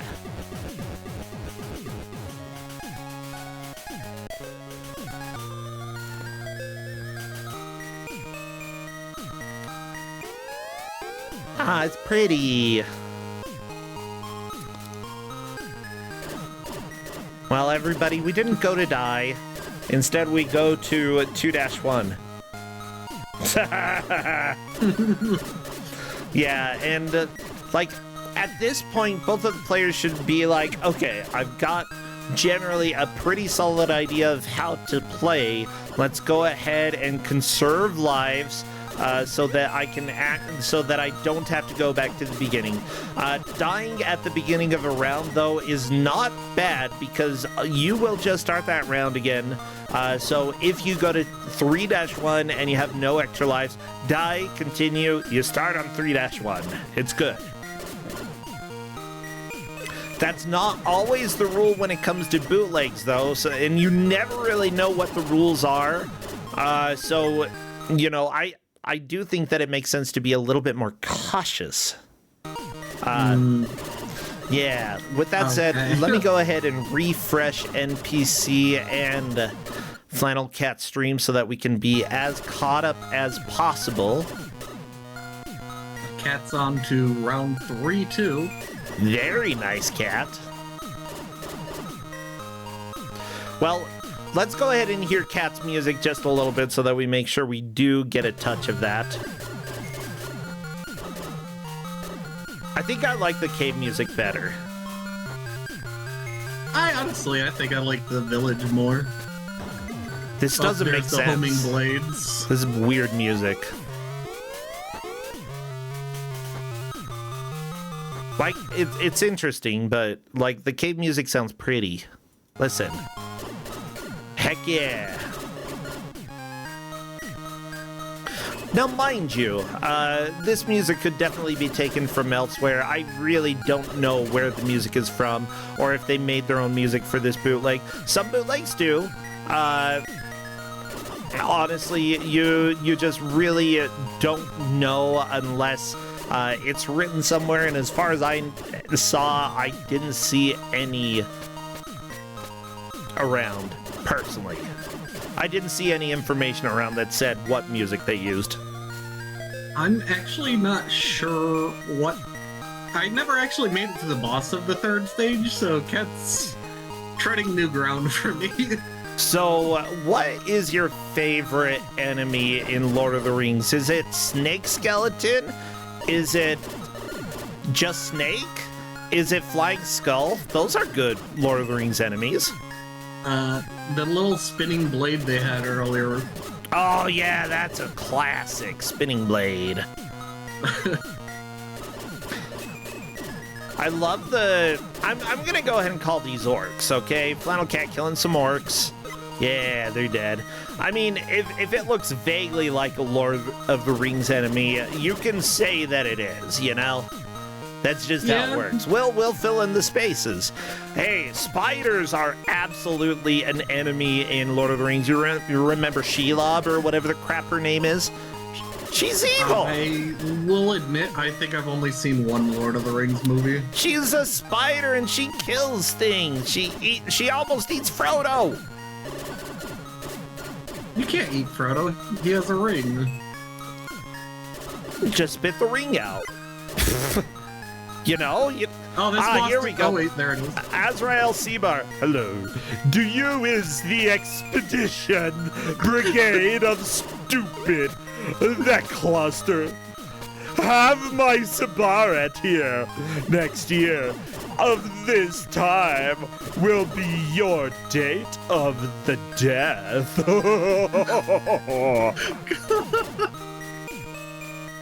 I love it. Yes, I'm a wizard with a sword. Yeah. Cat is one health.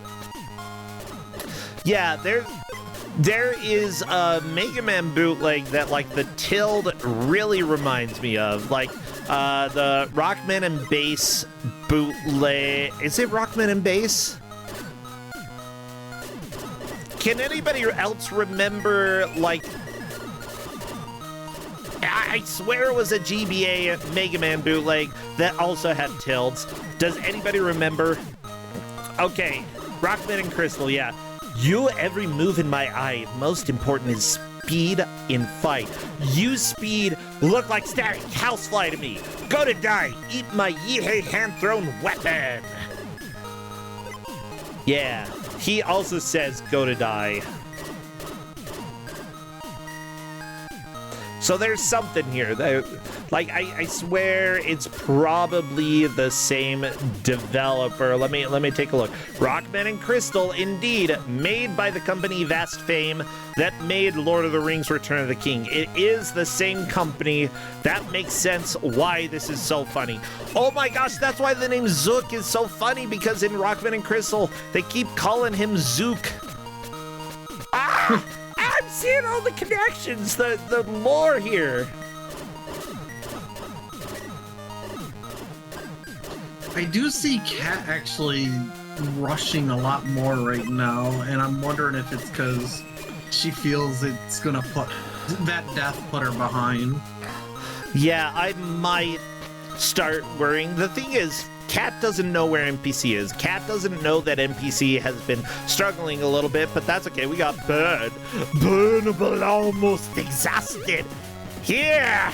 Yeah. Oh, NPC trying the strat of fighting inside the boss. Unfortunately, does not work for this guy because he's got like a... We're good. Oh, almost. Okay, NPC still did a lot of damage. It might, like, NPC has enough lives that this could be worth doing. We'll have to see. Oh, NPC backed off from that strat, but...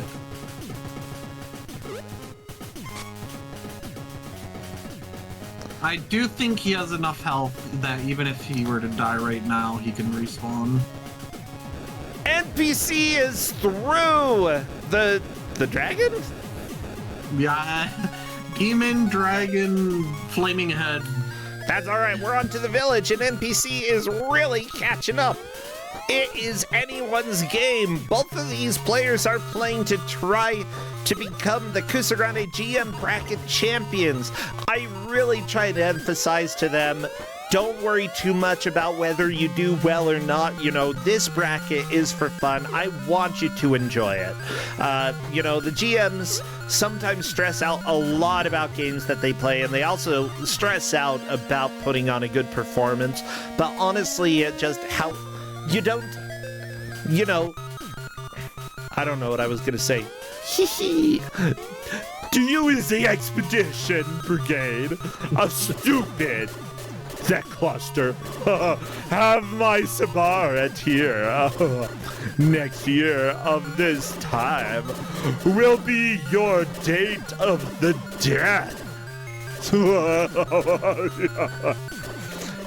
Oh, this game. I really love bootlegs, and honestly, this translation is so good. Is the Expedition Brigade of Stupid that cluster?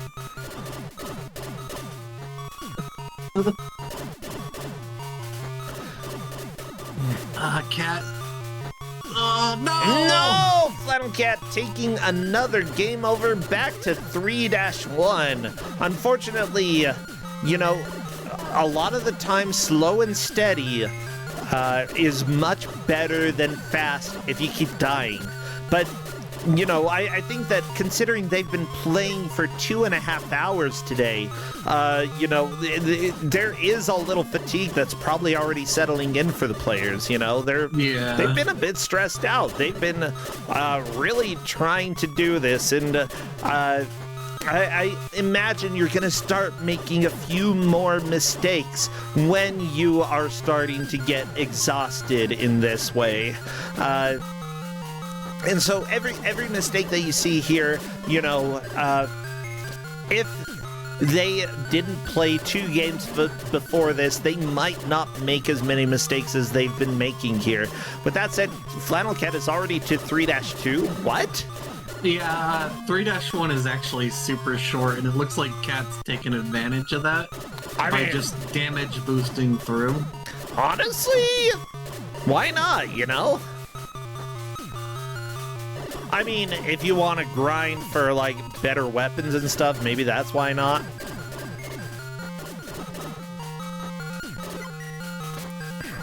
NPC is sticking with the slow and steady, which honestly I think is the better choice because, as you can see, Cat's already lost a life there. And, well, I'm not sure about the pattern with death. The pattern with death. Up and down, up and down. Just, that's how death works.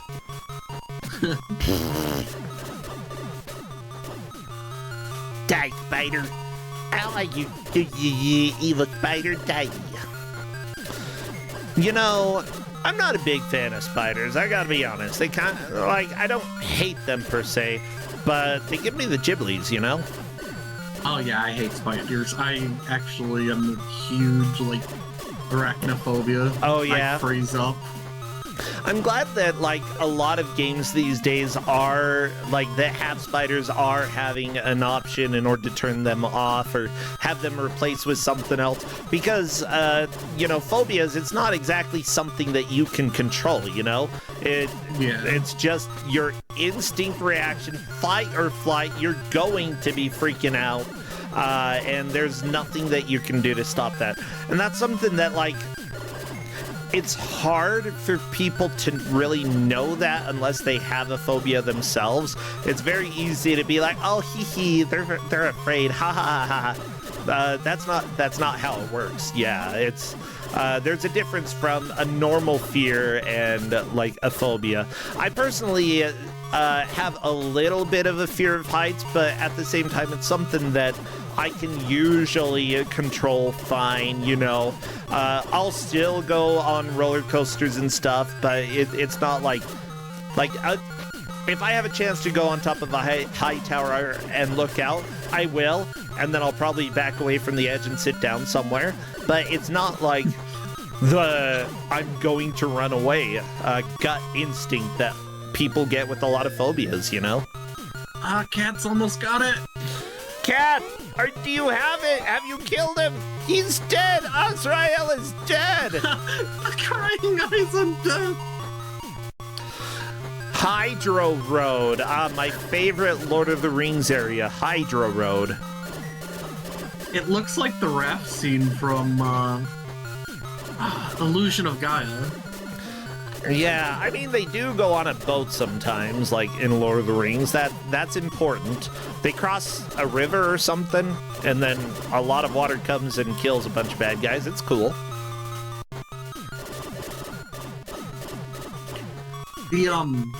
But about heights, I actually have such a fear of heights that I freak out having to go in elevators.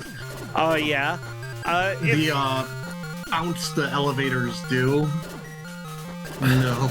Oh, geez. I went on the monorail in Vegas while I was there with friends and for TwitchCon, and because we were going to go and eat at a restaurant. And while there, I was standing next to the door, and I was like, I spoke my thoughts out loud because I needed to. I was like, if these doors open, I would just fall out to my death because it's like 30 feet up in the air. And the other guy standing right next to the door was like, well, that's a great thing to think about. I'm like, I'm sorry. That's what I was trying. You know? Yeah, it was pretty funny. But, like, if I go on a Ferris wheel, I scream. Not even kidding you, okay? Everybody else just, like, is like, oh, pretty, look at all the pretty lights, and I'm just, ah! You know? I fully understand that. Except for, you know, the whole getting onto it in the first place. I'm a thrill seeker, you know? That's why I go on the Ferris wheel. Look at these sharks. I like the crabs. I like the sharks. I think I like the crabs more than the sharks. Why are there crabs here in the river? Ooh, how about a preview of their song?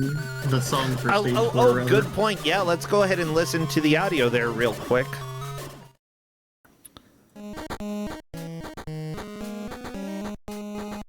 People are asking if I have a problem with heights in games.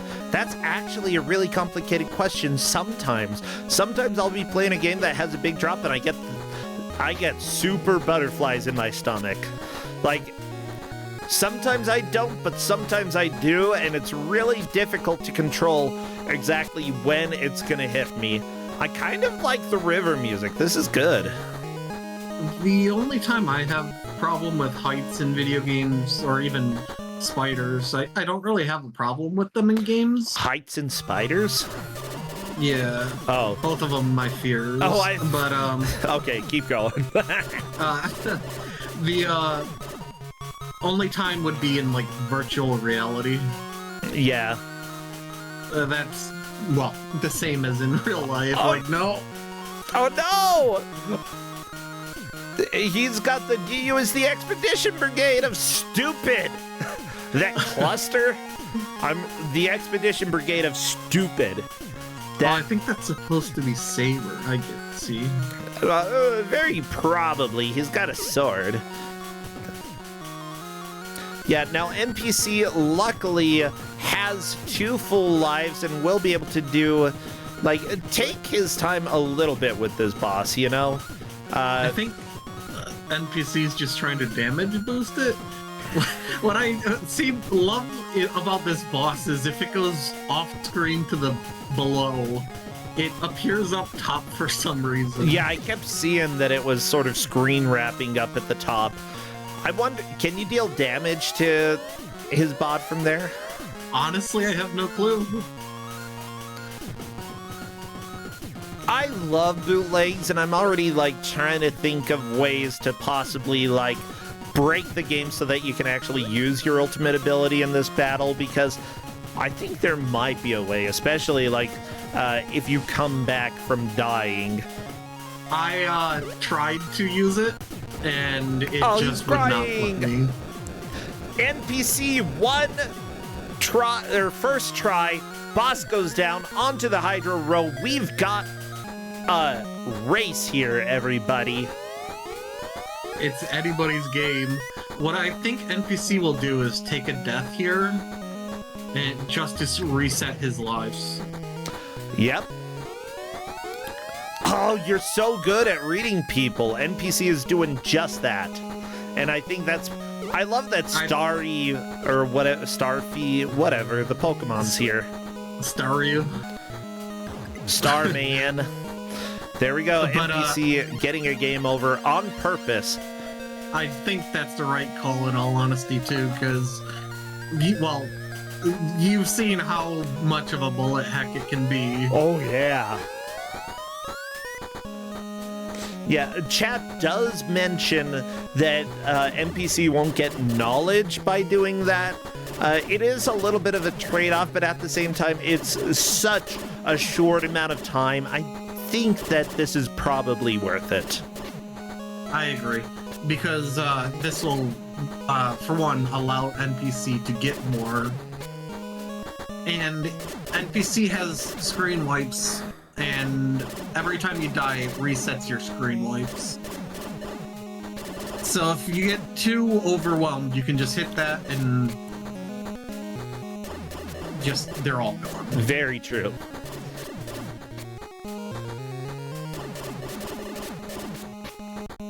Now, what would be good is if one of these enemies that NPC is killing drops some sort of upgrade, like an upgrade, health, anything. Like, yes, it's only when you're using the projectiles that you get the items, but NPC has been killing quite a few with the projectile and just not getting very lucky with anything. At the same time, this level seems like it lasts forever. Yeah, I honestly, they're new territory for me because I actually had a lot more difficulty. Oh yeah? You didn't make it here?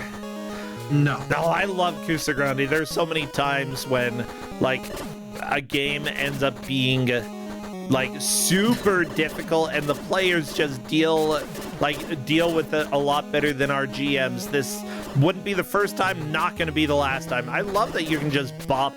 Oh, Octopusser. You can't head on to Kusog7ande mountain range of... Because of you want die here. Okay. It's named Octopusser, and I cannot make that up. That is literally the best name that has ever been for an octopus boss. Okay, this pattern actually seems a lot better than the last one, at least. Yeah, Cat taking one death, but honestly, look at the health here. I think that she will be able to power through the boss. The crystals at the top right, that represents the health left for the boss. I think she's going to get this first try. I gotta be honest. Yeah, I think so as well. Yeah, Octopusser, not really a threat. Like, despite the teeth. It's just Ultros. Really ugly Ultros. Ultros was ugly to begin with, let's be honest. Oh no, yeah. Crying again! They all cry when they die. Gorge. Aha!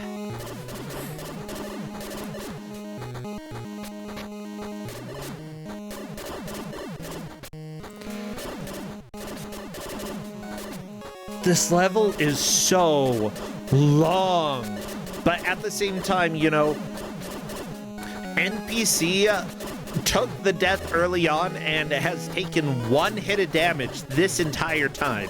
That is not bad. I think NPC has a good shot of making it to the boss first try and actually killing it, and that will make up a lot of time. Cat, on the other hand, had to do this section 2 or 3 times, and NPC, I believe, is on to the boss, and I want to hear the boss music. Here we go, Octopusser. You can't head on to Kusog7ande mountain range of... Because of you want die here! Oh my goodness, the enemies on the stage on Cats. They just spawn so fast. Uh-oh. Okay, NPC just trying to damage boost through the boss. I'm not sure if this is the best idea in the world, but... I think NPC will have it. I think it might be fine. Oh, what? The tentacle didn't even do damage the first time it went through? My God. Yeah, NPC's got this. And honestly, taking a little extra damage so that you can die and reset your lives a little bit faster for the next level. It's going to work out. NPC will be able to continue very quickly. Now it's on to Gorge, and we have just over 10 minutes left until we crown the champion of our first ever GM bracket. This is literally anyone's game, and it's so close. I love it. Oh, Flannel Cat dying to the ring Look at wraiths. how fast they spawn. There are a lot of them. Oh, geez, there are a lot of them. Why is there no lag? Where's the lag? NPC, very good. Quick death right there. And here we go. He is back into this. All right, time to do Super Axe. Pew, pew, pew, That's pew. honestly a really good play by Cat there because it takes out the one that spawns the extras. Oh, yeah, for sure. That's very, very helpful.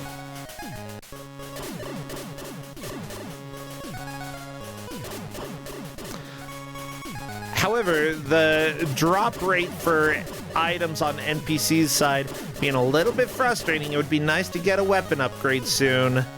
Come on, little weapon upgrade. Come on, there's a little fire boy. There we go. Or that was an apple. Whatever. There we go. We've got a weapon upgrade. That'll help. Flannel Cat taking a death. She is not very happy about that.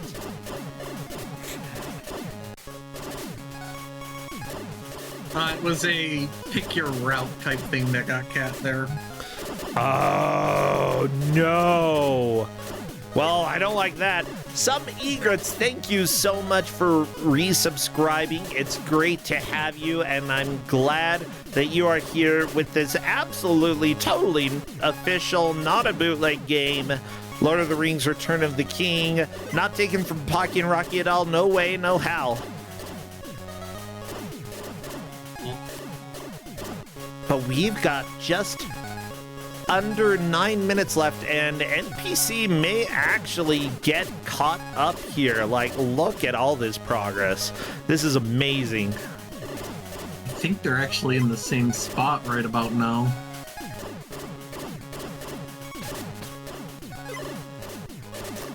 Fine, NPC has full health, or full weapon power, and is still getting weapon upgrades. Aha! The Veil of the Mist has already got surrounded. Okay. Oh my gosh, there's dialogue in between? I didn't get to see that. Okay, apparently there was for 3-2, so that's cool. How did Cat get to 3-2 so fast? I'm not sure, actually. Is NPC on 3-2?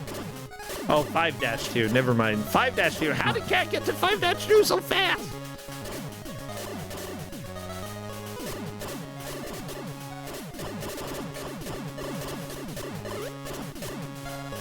Now, chat is saying they're confused why you'd have 2 rings in a Lord of the Rings game. There are a lot of rings in Lord of the Rings, okay? It's not Lord of the Ring. Now is it? Huh? Yeah, exactly. Yeah, there are multiple. See, now Cat only has 1 ring.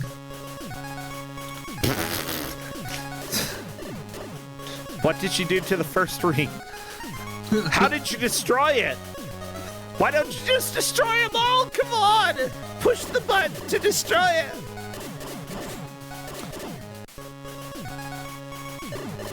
Alright, now Cat knows the Ooh. path for this bridge. One might be a mood ring. Oh, I like that. Okay. Yeah, knowing the path will help. However, there is probably more because this game looks like it's kind of trollish. Okay, hey, NPC is currently dealing with the billions of ring wraiths. Yeah, this is a screen clear time if I've ever seen one. Yeah, this is a screen clear time if I've ever seen one. Oh, I think what NPC is doing is farming. For giving public recognition, I'm meeting good heart to help you to stay, to have thee around the corpse. What? It's a wizard! It's the one guy! Saruman? I think it's Saruman. No, it's Siremon. Oh, Siremon. Okay, this is Siremon. Cat seems to have a good pattern with this boss. Uh-oh. Watch out for the tornadoes. Okay. She found like the sweet spot instant. Oh Whoa, no! lightning to the face! Saruman just kind of dances off the site. Okay, you coming back, Saruman? Where are you? There he is. Okay, he's coming back. Yeah, it looks like when he's preparing to do his lightning attack, you really do not want to be standing still. If you are, he will hit you, and it either kills you or it deals a lot of damage, or maybe it just deals one heart a day. It hurts. It's bad. Oh no, he's dead! Saruman is dead!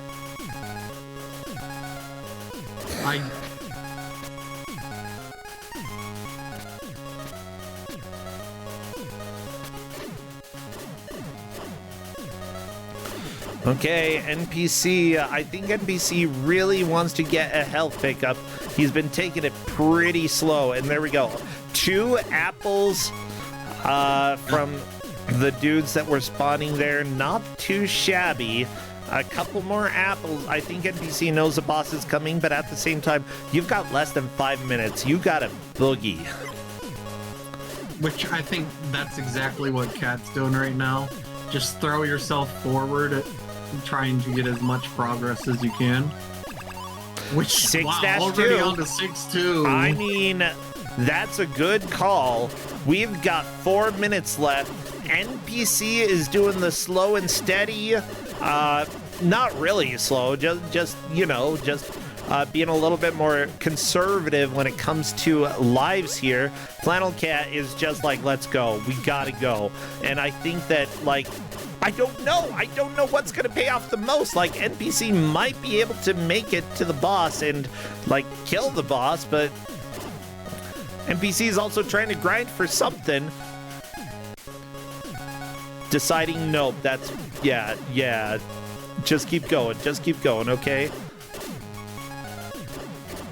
The enemies they apparently increased the health on these enemies. Cat's trying to kill them with normal attacks, and they're just they're like, what are you doing? Okay, on to the Troll Bridge. NPC, having played a few games before, knows to alternate a bit. Not always the right idea. We've got 3 minutes left. My gosh. I can't believe Flannel Cat has been hustling like this and just trying to get through. Okay, NPC, onto Saruman. You all luck arrive at here. I am not as should. Is your courage, kindness, speak favorably you one time? For giving public recognition you, I'm meeting a good heart of help you to stay to have the around the corpse of can be torn to pieces by my steel claw body. Kindness and joy will soon ruin human life. I cannot believe how fast Cat made it to that boss. Yeah, that is ridiculous. 1 hit point left for Cat, and she is just trying to do this boss. Let's see how it goes. Oh my gosh. Okay, Cat. Cat could do this. She knows the pattern. Yeah. Whoa, the dodge! Whoa! The dodge! NPC taking on Saruman. Saruman, no! Oh my gosh, Cat, how do you keep living? Freaks me out every... No! Cat, no! No! Well, that is it for Cat. NPC has... I don't think NPC can get caught up to where Cat was, though. It's just... If NPC books it, he might actually be able to do it. I think Cat as well. Let's see what NPC can do. No extra lives. You just go. 1 minute left. I don't like this music, though. Yeah. Yeah. I wonder what if... Was this taken from somewhere, I wonder? Yeah, the toilet. Oh my gosh.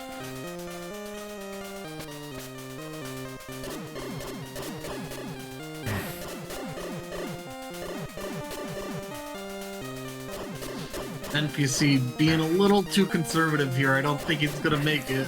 Well, I mean, you have to go through 6-1 and 6-2. Yeah, and NPC has not been rushing nearly like Flannel Cat. That is deciding it. NPC getting a game over right there. No time to continue. That is it. Saruman was defeated by both players. But you know what defeated me? Time. 59 and 99 hundredths of a second. I can't believe it. So close. Right next to it. Maybe in the future, you know? Maybe in the gosh dang future. Well, you know what? This was a lot of fun. This was fantastic. Let me go ahead and make this correct, because we have our official victor here. How did I make that so small? Flannel Cat. Good evening. Hello there, NPC. Welcome in. Let's go ahead. Can I shut off my stream? You know what? Sure. Yeah, feel free. I don't have your audio up. I'm just like super tired, and basically after this, I'm just gonna pass out. So that is not a bad idea. Well, let me just tell you, you both got past Saruman, but Flannel Cat made it to the next boss. Flannel Cat, I have never seen anybody rush like that. Like, holy cow! NPC, she just was running. She ran, like, absolutely so far away. So far away from Saruman. I almost killed that terrible bird. Yeah, you did. Oh. We were both sitting there while you were on 1 HP, like, oh my god, Cat. Can you do it, Cat? Can you do it? You didn't kill the bird.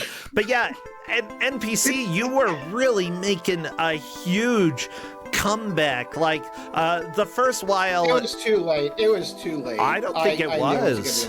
It was a really close NPC. Yeah, you almost got there. Like, seriously. Flannel Cat took 2 or 3 times. Like, how many times did you do the river stage, Flannel Cat? 2? Yeah, like you made it very far into the river stage and died, and because it's an auto-scroller, you lost so much time on that, and I was like, NPC did it first shot, NPC did some of the other levels first shot, and I was like, not only that, but NPC had a very smart idea of dying at the beginning of stages in order to get all of his lives back so that he could tackle it without having to worry too much. And then here and there. Yeah, I saw you do it as well, yeah. But also, you tended to just plow through, like, the very first stage in each area, just get to, like, 4-2, get to 3-2 as quickly as possible. Like, very interesting, different strats that you had. And I'm not sure one was better than the other. It's just, like... Flannel Cat ended up using that on the Area 6 well enough that it managed to put her into the lead. I think that this was a lot of fun to watch. And because of that, Flannel Cat, I think we can say that you have gotten your first Kusog7ande championship. Is that right? I think so. Congrats. Thank you. I don't NPC, have a that was growl. an amazing match. That was so good, NPC. Seriously, thank you so much. Oh, and like, if I knew that if it came down to both of you, I had no idea how it was gonna go. I'm like, NPC is like the one of the GMs who has had a championship, but now we've got 2 of you as GMs, and that is just fantastic. Oh my gosh. I made it to the Grand Championship once. You did? But, Yeah. You were conquered a little bit. Oh yeah, Andy just beat the heck out of me and called me names. He didn't call me names. Andy's a really lovely person. Yeah, he beat you and then said, "I'm gonna fart on you, fart, fart, fart," and then he said, "Go to die." And then I beat him in mini golf. Oh, good job. I'm proud of that. So what did y'all think of the boss quotes? I felt like it hurt the boss quotes. Like I just had to stop reading them after a while. Because it just felt like a random word generator at some point. Like someone was rolling a d20 and picking a word to put next. I actually recognize some of the quotes from Rockman and Crystal. Like, not word for word, but they use some of the same phrases.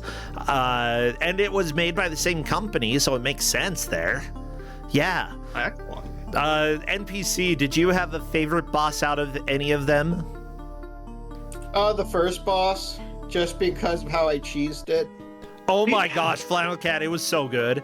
That thing kept me off screen. Like, it would jump and I'd take damage before it landed. And I'm like, what's happening? And then it would land and then hit me. Yeah.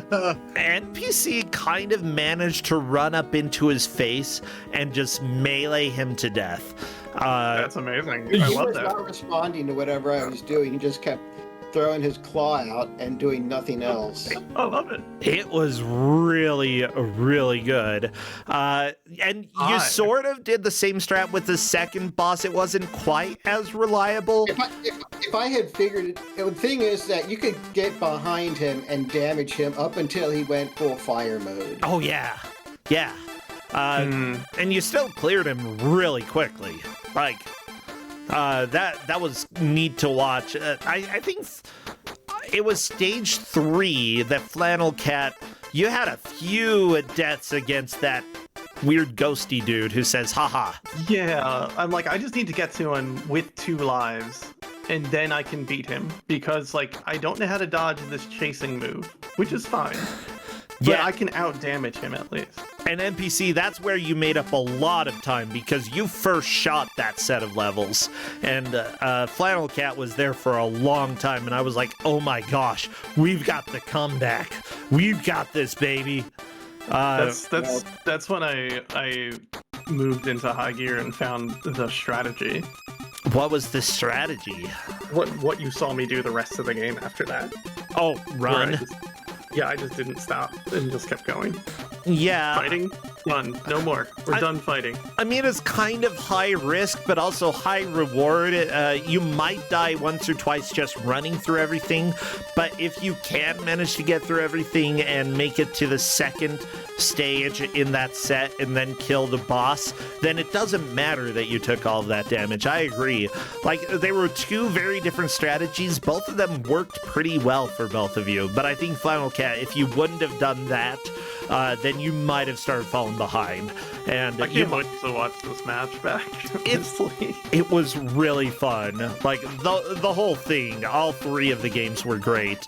Well, NPC, we do have the usual tradition of having your final words put on your tombstone for Kusog7ande after being eliminated. Would you like to do the honors of having your final words?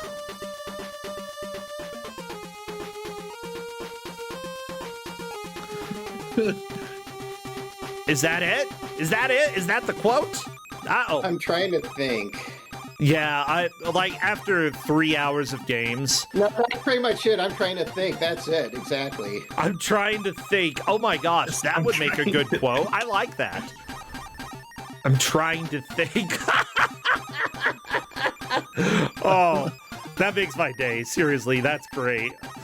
Oh, well, honestly, you know, this is the first time that we had the GM bracket, and it was a lot of fun. Thank you all so much, and I want to thank our secret GMs for volunteering their time to help out. It gave us also sort of a chance to test you out and see how you are as GM, so that, you know, for Kuso 8, maybe we'll have maybe we'll have all of you over to come help. I would love to do that. As for now, oh yes? I just want to say I had a lot of fun doing the secret GM, and I appreciated that the GMs received our games as well as they did. Yeah, I am really glad about that too. Well, I don't think I have any last thoughts. Do any of you? Anything that... Oh, Flannel Cat, I'm racing you Friday grudge match. Yeah, I'll figure out a game tonight. I'm gonna sit down with some books and go through some stuff.